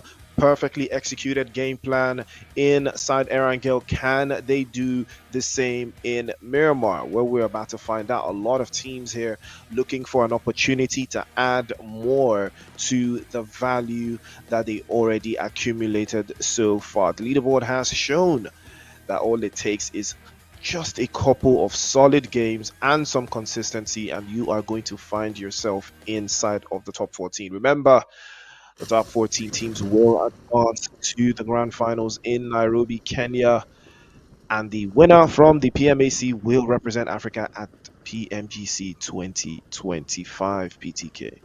Quite some insane landing. Like, the choice of landing, very, very different from all the games that we've been seeing. Teams have been landing on hot drops, but when it comes to Pecado, no one is a Pecado. What is happening? San Martin also very much isolated. We have 6-9 with the 0 elimination. This was the man yesterday that was facing 3 teams with no medkits, no painkillers, only with the motivation to keep going. Unfortunately, it didn't go his way, but he is still back. When you are down, you come back up. It is never too late. It is never too early. You just have to do it. Make it happen. Make it happen, or step by step. That is just how easy it is. We have the Regnum Quick. They are still holding and trying to get the loot with the AKM, one of the most fiercest weapons when it comes to close range and when it comes to the long range, but with quite some insane recoil. You just have to set your sensitivity straight. I know Priest knows about the sensitivities. I know you can enlighten us, because I think Priest to play the game. Do you have some 0 recoil, or what happens when you shoot that thing again? Yeah, my recoil is almost 0. You know, it's even -1. because my recoil is the best. Unfortunately, I will not be sharing my sensitivity because I can't have everybody with zero recoil playing against me. But it is what it is. It looks like one band, being one of those teams that has been quite consistent from day one. They continuously add more and more to their points so far. At some point, they were sitting in 14th on the leaderboard, but I believe they've added a couple points there, and they should be in the first draft. But it's not over just yet. They need more. They need to be much more consistent. And you can see RC just in front, Rescue Esports, trying to occupy the warehouse position here. But one band probably have an idea on how they want to play this. Goat does take a little bit of damage there, but he should be fine. Covered by his teammates, puts the pressure outside of the team. Again, one band. I'm trying to remember what country they're from, though. I think they're from Mauritania, if I'm not mistaken, but I could be wrong. Oh, but that's a beautiful spray. Ali QZ goes down, but immediately Prison is there to return the favor. Temper going against Mercenary Union. That is an interesting turn of events here. Captain does get knocked away and immediately gets flushed, and the pickups coming through. But Temper doesn't look like they want to lose this out. They might want a piece of this, as Crooks is just in the vicinity. Might decide that they want to trade this off, and this would be a major clash if Mercenary Union do not move out of here relatively very quickly. Temper might have something in the works for them. Zeke immediately pops out from behind cover, sends a couple shots through, and it does collect to Glixie. Glixie falls as well. Mercenary Union in some major trouble right now. They cannot afford to make any mistake. Glixie still knocked away. Hawk is playing behind, provides a little bit of cover, but Shrooks is already making the advance. Temper looking very comfortable on this push. They are in a little bit of a diamond setup, and it looks like this could work. That's a beautiful grenade over the top. Prison falls. Ali QZ pops out immediately as well, but he will be getting dropped away, and that will be the end of Mercenary Union. Temper will make quick work of them. The South Africans putting foot to the necks of the Kenyan team. Oh my goodness, did you see such a spray? Bro, how do you spray with an M249 from that distance? This guy has a holo and he got a player in a vehicle. Crazy stuff as we continue the action. The MUs unfortunately not making a mark today. They have gotten an early lead, and I think that is a GG's for them in the day 2. We have the one band. They were among the last teams remaining in the previous game. Is that going to be the case when it comes to Miramar, the land of darkness, the land of dust, the land of the dry bones, the land of the long-range weapon? Get the M24, get the SKS, get the Mini 14, and let it work. Let it show you how the magic is. Angry Switchu are still at 0. These guys were eliminated fast in the previous game. Right now, seeing quite some different gameplay when it comes to the Angries, and they are looking to set the tempo, because they are not pushing that much. They are just getting the positioning, trying to get these other teams, and they already have the games. That is the one band against the Angry Esports. This is crazy. One band Franco, the only player in that vicinity. Will they make the push? I don't believe they are making the push. You need an opening knock and then make that push as soon as you get the knock, because the opening knock, you might have gotten their best player yet. That is the Fragger himself, the man that gets the work done. Crazy as we continue with the Angry action. Angry Smoke looking very comfortable here on their rotations, though. They do have a lot of ground to cover if they are trying to make something out of that position they got. Again, it's one band that is in their sightlines. But we switch things over to 21st Century. They didn't have the worst game in match number 4, but they could do so much better, and this could be an opportunity for them to do something about that. 21st Century have been in the game for quite a while. They've been adding more and more, but now America, Aimbot Lite, and Probot all vying together to add a couple more points to keep themselves in the top 14. Could be a major shift as to how they advance to the next stage of this tournament. But taking a look at 3 Ground Esports, the winners from match number 4, fresh off a chicken dinner and high on morale, If they can keep that morale high enough, they might be able to get themselves yet another chicken dinner. That might be the one that puts them just over the edge, just at the top of that leaderboard, but they cannot afford to make any mistakes. Everything has to be pitch perfect. Play zone closes in a couple of seconds, and we are going to see where the shift is. And the one band are taking hits. Franco goes back into the lobby. MLK and 629 will not be taking any prisoners, and they are looking very comfortable taking out one band. One band cannot afford to lose any more players. This could be an opportunity for them to catapult themselves into a better position in that leaderboard. But BTK, what is your favorite DMR though? Mine is actually the SLR, funny enough. I'm not really a fan of the Mini 14 or the SKS. I like the SLR. I think the Mini 14 is very OP. When it comes to close range, I think it is one of the best weapons because I've seen this weapon get the eliminations. I've seen people that use this weapon. I've been knocked enough to know that this weapon is one very OP when it comes to the long range. People using the Mini 14s, I believe these are people that are good at these sprays. They are good at those tappings. A good example, I've seen Capi Gaming, a very good and OP player, having inspired a lot of people to use these Mini 14, to use these SKS. When it comes to such games, this is what you need. The Mini 14, that is my best weapon. I don't know about Priest. Priest talked about his. but sometimes you just need the M to fall. If you can't tap very quick, just use the assault rifle. Use the M24, use the Car 98. They will get the job done. Get the headshot, get those knocks as easy as you can. Angries are with the 2 elimination, thinking of making the push, but not quite making the push. At the moment, only one team has been eliminated. That is Mercenary Union, and all the teams still maintain their spots. Tempers with the 4 eliminations, one band with the 2, Angry with the 2, we have the RRQ with the 0, Mercenary got the 1, and all those other teams, they have that big 0. As we continue, navies will be having a hard time because there is no water in this area, so these guys must bring the sweat in the game.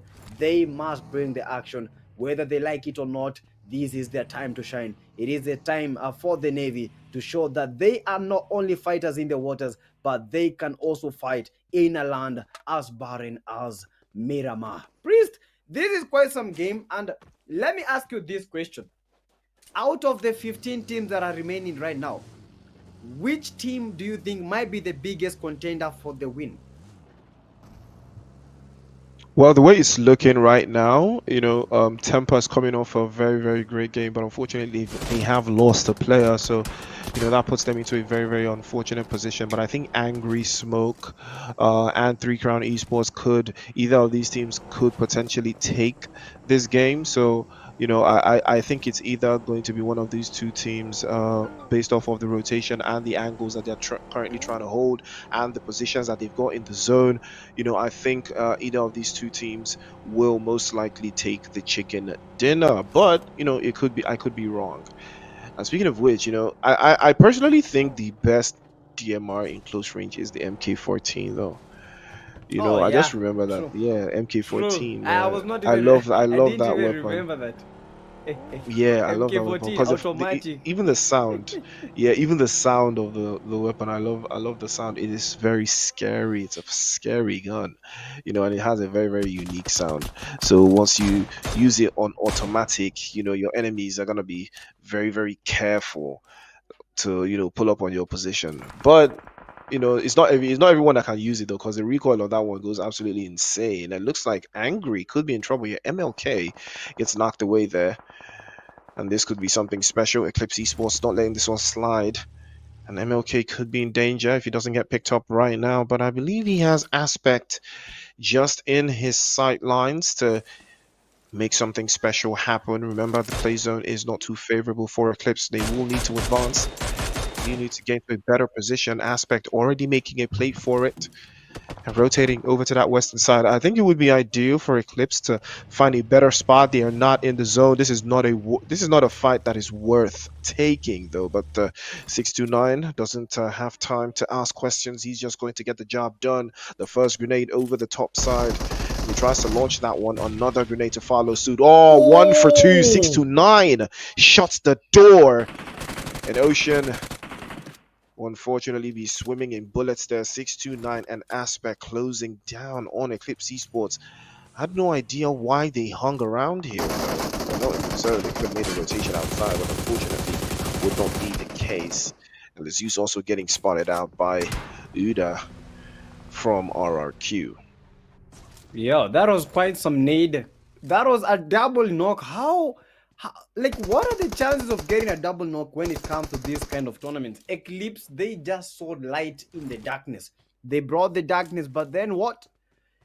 Here comes the light, and that was the light. The light of a grenade, and that was some awesome knock. Double knock, and that is just how we do it. We are looking to see some action from the Rescue Esports. We have the 21st century, not...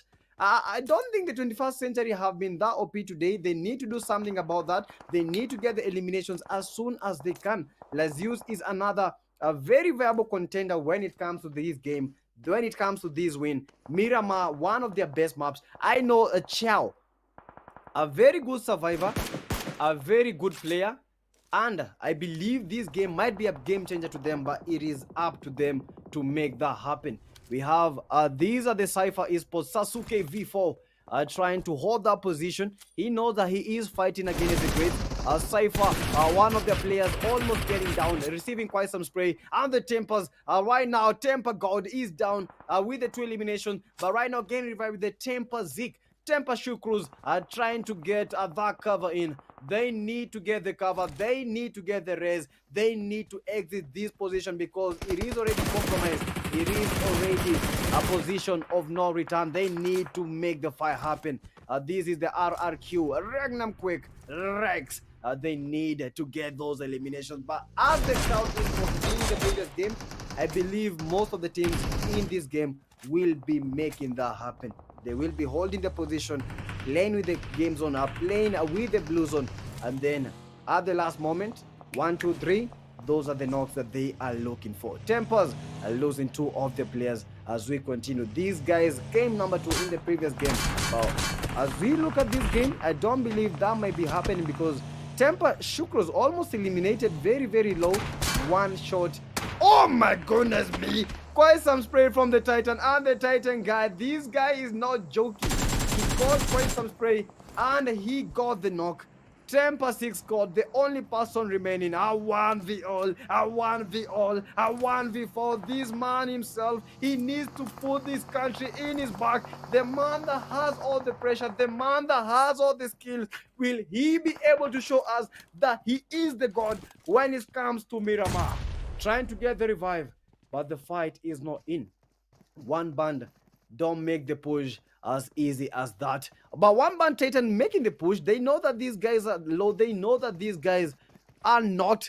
Tempers are running high. Titan making the push. They didn't get the revive. I'm the 6 god. The world is looking. The world is looking. 6 god. Make this happen. But unfortunately, 6 god eliminated. One band bringing some wrong notes to the Tempers. And the tempo is changing. Tempers eliminated. And I believe this game will be different from the first game that we watched. Erangelo's good, but Miramar is better. As we continue, Priest, I don't even know who or when are going to be dominating. Crazy as we continue with the action.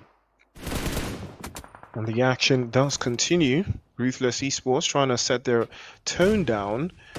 That's a good grenade over to the top side there. Born trying to apply some more pressure, but he's exposed again. Double RQ.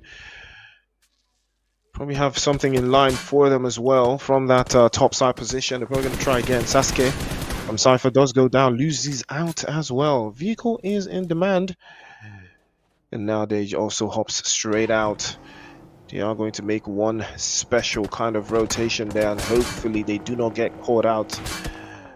but it could be something if they are exposed. Their vaccine circles back, but they do find their way through into the circle now, and they are dropped immediately by 629. Angry Smoke turning things around once again.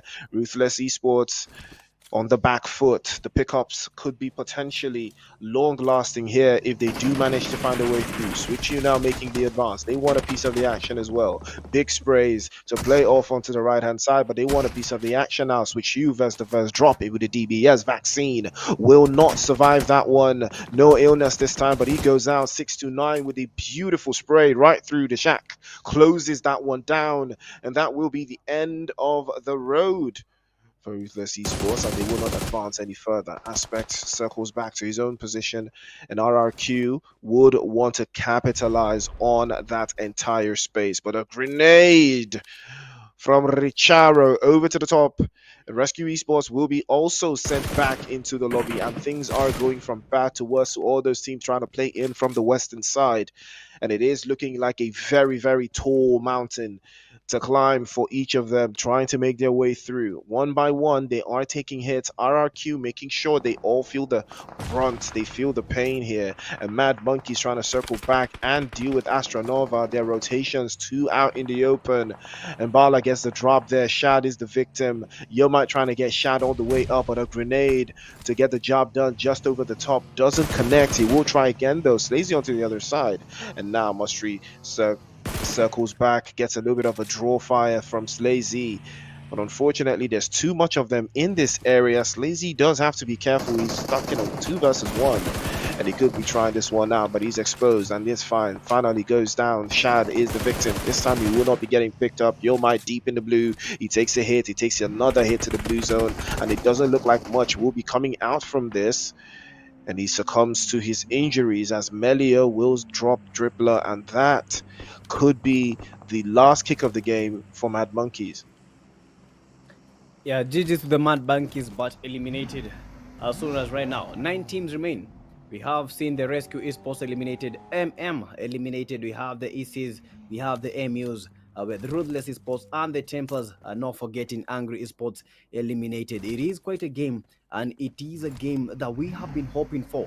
When it comes to these kind of tournaments, guys, we have been looking for this reel, for this action, and the action right now is on our doorstep. This is the kind of action that we have been looking for. Nigeria, Kenya, South Africa, Mauritania, Mauritius, Congo, we are going all in. It is a matter of time since we started the game. This is the last game for the day 2. Miramar, who is going to win as we continue with the action? Teams taking quite some sport, quite some free from the service. Oh my goodness, almost to 0 recoil. This guy is a trained player. This guy a very skillful player. Savage.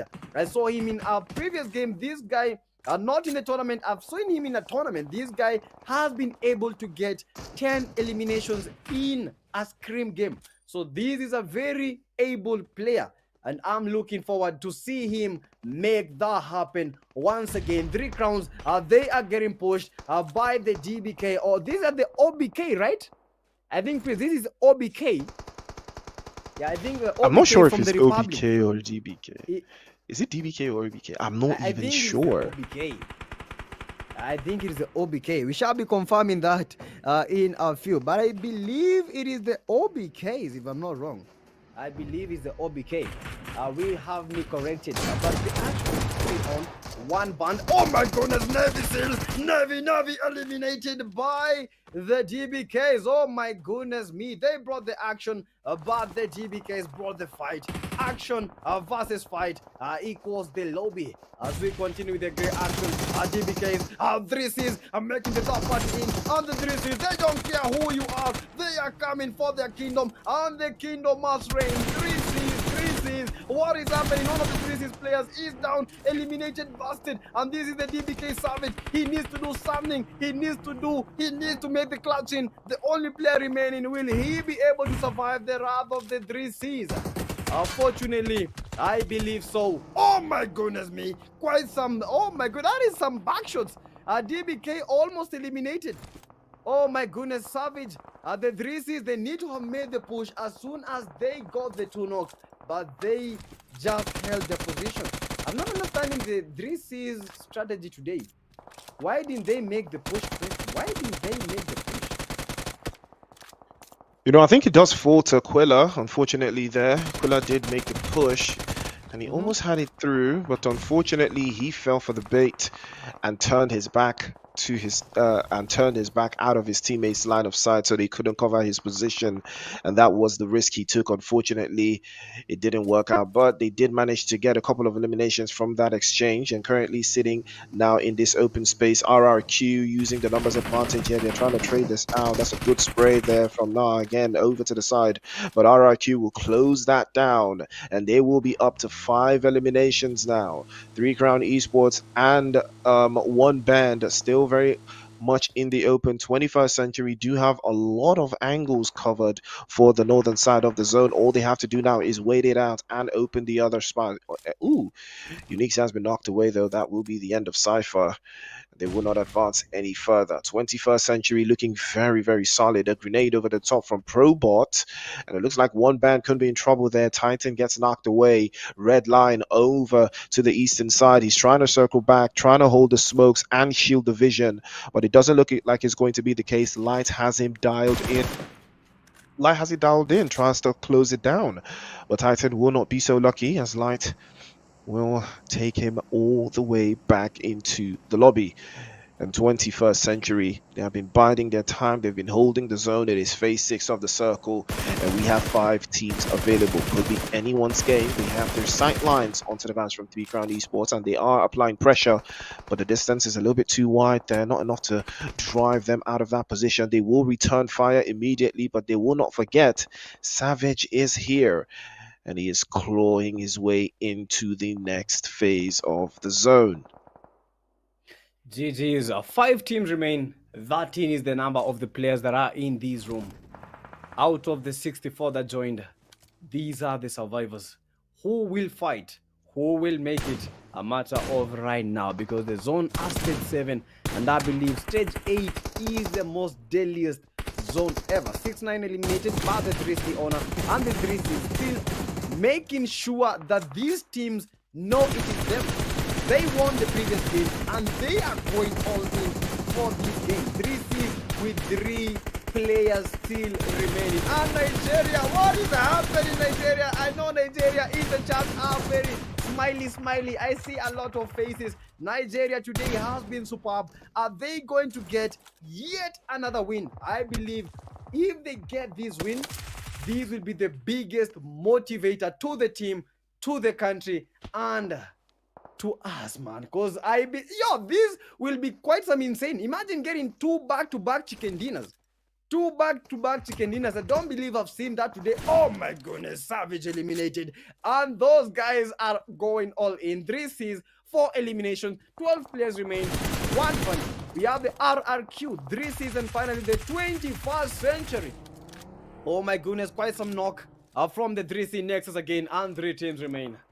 The numbers in the favor of the 21st Century. We need to see a different century, or are we going to be seeing the 21st Century? A good spray from the Rex Regnum, that is Leo, and they are making that push. They are trying to hold that spot. They are trying to get a safe spot and get the angles. The angles really help when it comes to these knocks, because get a quick angle, get an angle where the players cannot see you. I believe you might win the game by that angle, because the players don't expect such rotations. If you get like a very peculiar angle away from your team, the team makes the cover and you are able to get the other team off guard, because that is what we want to see. Make the rotations. We need to see teams making the rotations. We need teams making those knocks count. As we continue with the action, guys, 3 teams.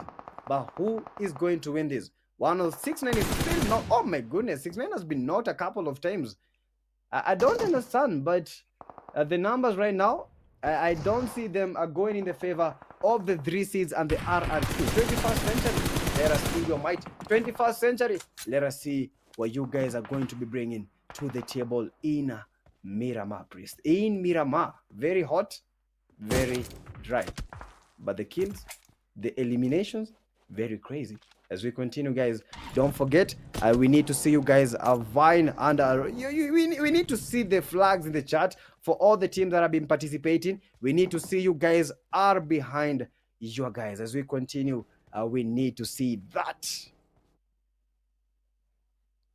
The action continues regardless, and like PTK said, show some love in the chat. I see your flags in the chat. Who are you repping right now? Because 21st Century are trying to deal with RRQ and close this down immediately as well. The play zone not too favorable for them, but they do have the numbers advantage. 4 players up right now, and they are trying to close this down. Everything is looking like they might be taking it away, though, if they could circle back. America over to the other side, trying to play from the right-hand side position. Owner gets a drop, and now RRQ in trouble. 3 Crown Esports, they have advanced a little bit closer than they would have liked, but Light starts to light them up. He has the angles there, but he can't peek anymore. He will be getting dropped away if he makes that mistake. A grenade over to the top now, that would get the job done, but he doesn't have any grenades. And Owner tries to apply some more of that pressure, but like I said, it was not the right call. He peeks out and immediately gets dropped away. That gives 3 Crown Esports the opportunity to open and take that line over to the side. Merrick peeks up, tries to take it through, but he tries to circle back, and that's a beautiful grenade again.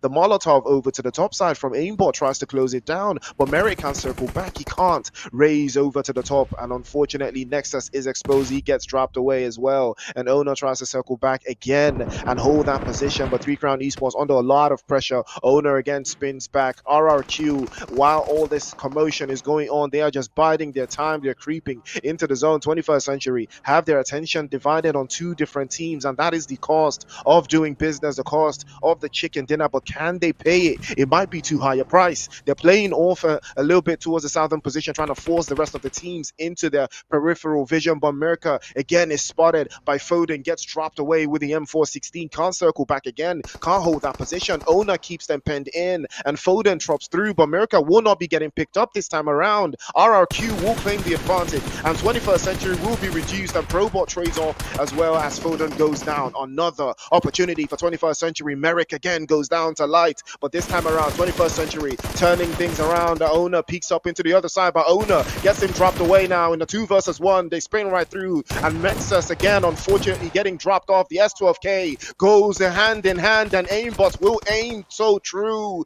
and immediately trades off RRQ. 21st Century on firing 4 cylinders, but Probot is exposed, and Bruder gets him knocked away now. RRQ could capitalize on this, and Ali's been knocked away. It doesn't look like much is going to come through here, as RRQ might decide to turn this around. 7 eliminations to the good, and his teammate knocked away to the left-hand side. Lights is still 1 HP, and he might decide to turn this around as the MG3 pick spray over to the left-hand side. Aimbot tries again with the Scar L, switches through, and a grenade in hand here. This grenade could be the game changer if he launches it perfectly. Light to the side, but immediately wraps it up, and 21st Century will take the chicken dinner.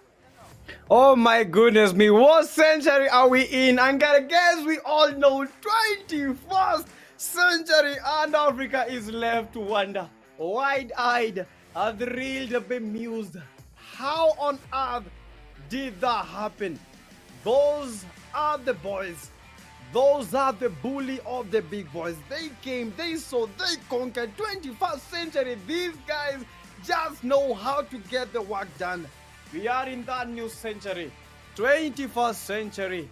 GG's, GG's, GG's. South Africa in the chat. We need to see those flags, because that was awesome. That was crazy. That was just what we came to see. Day 2 ended in quite some game. 21st Century. I just can't stop saying the 21st Century, because they just did that.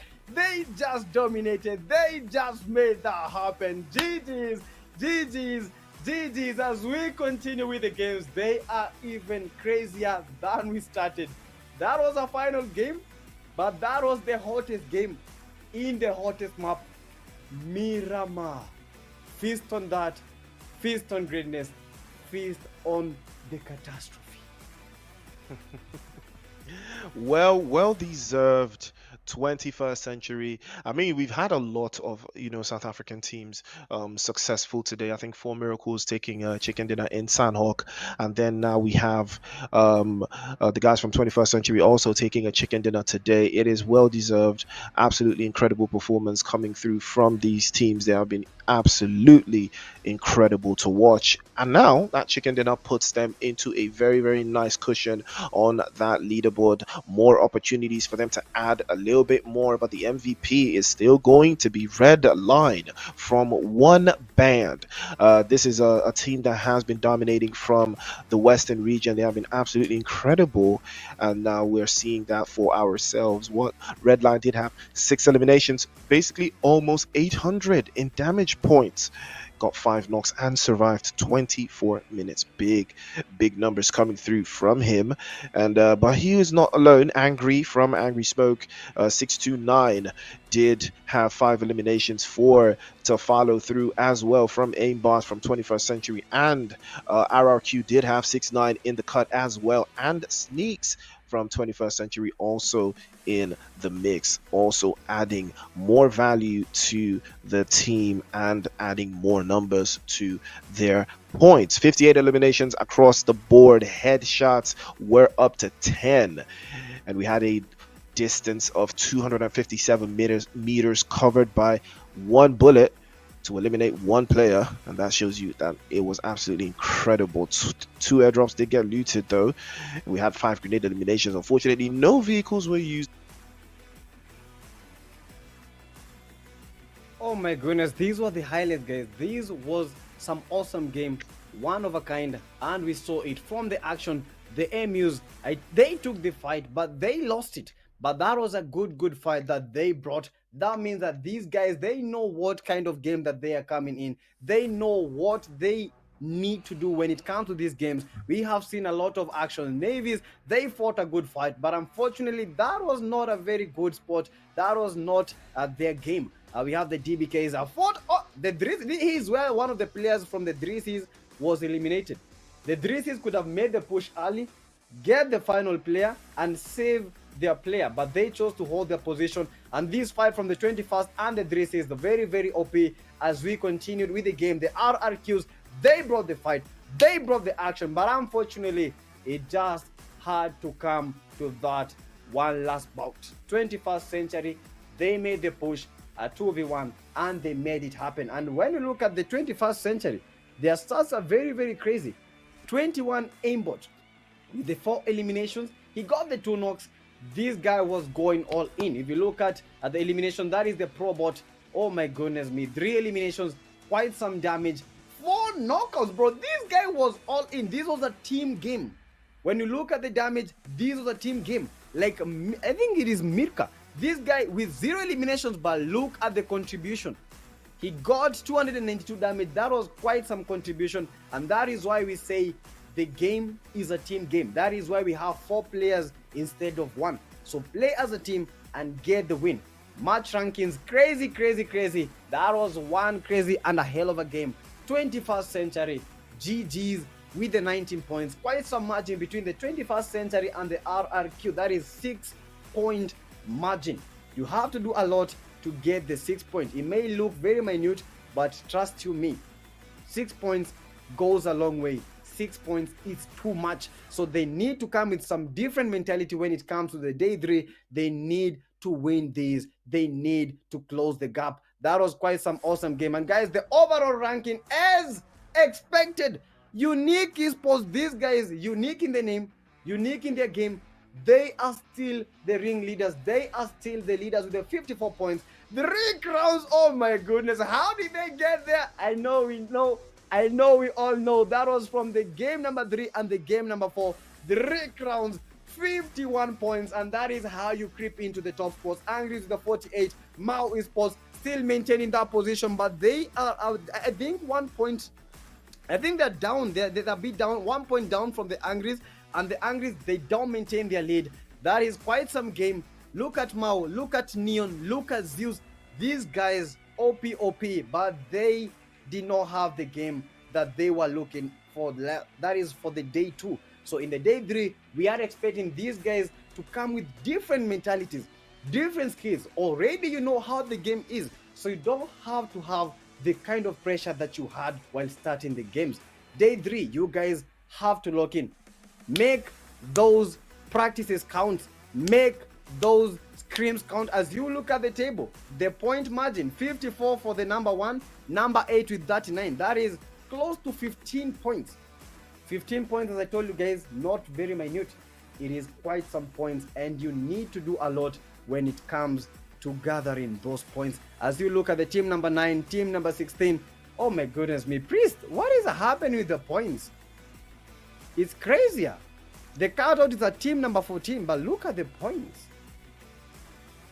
Yeah, the points are very, the points are very, very, very close.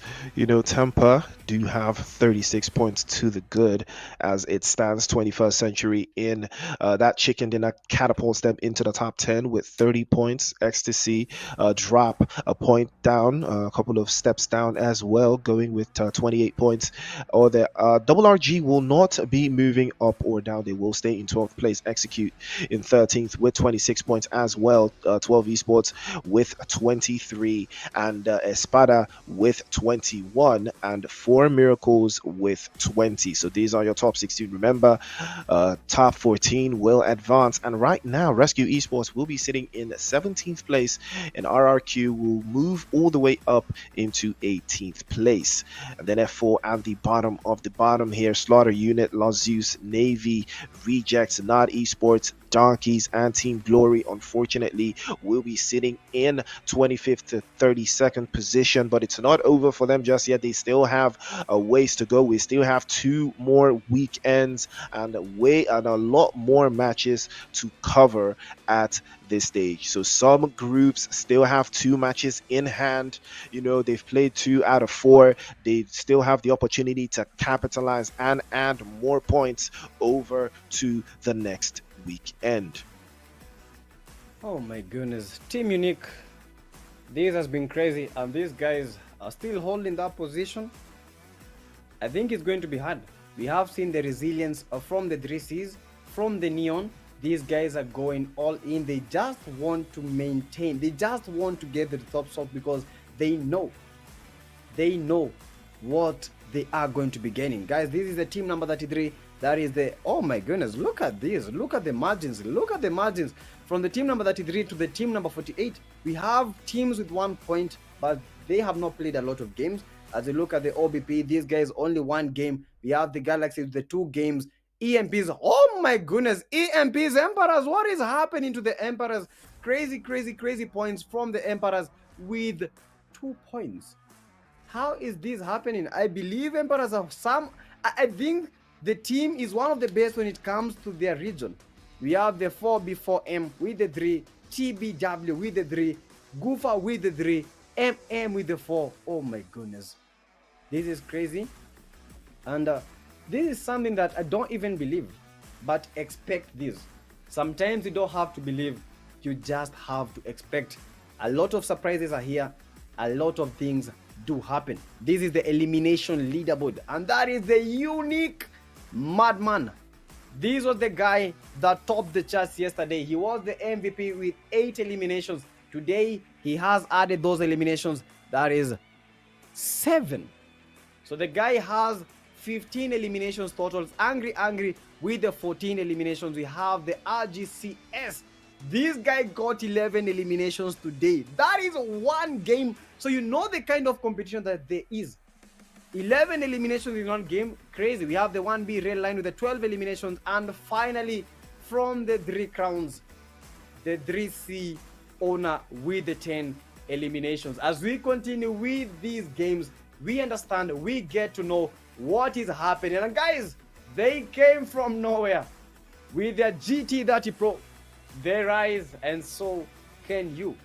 Buy now and win a trip to the 2025 PMGC. Be their #1 fan and outplay the rest. Crazy Priest.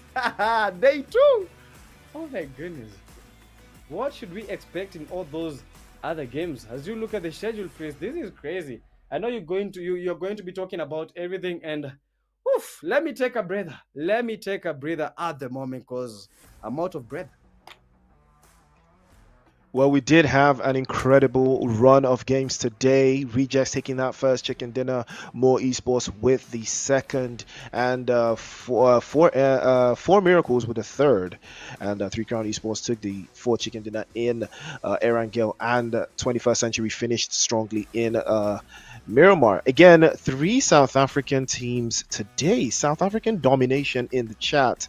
I need to see those South African flags, those Mauritius flags, and those Nigerian flags in the chat. Ladies and gentlemen, these are the top three countries that have dominated today. But South Africa, what a performance. Reject, Four Miracles, 21st Century. These three teams have shown that South Africa is not to be played around with, and they are putting work in. And that, ladies and gentlemen, is what we love to see. But it is not over just yet.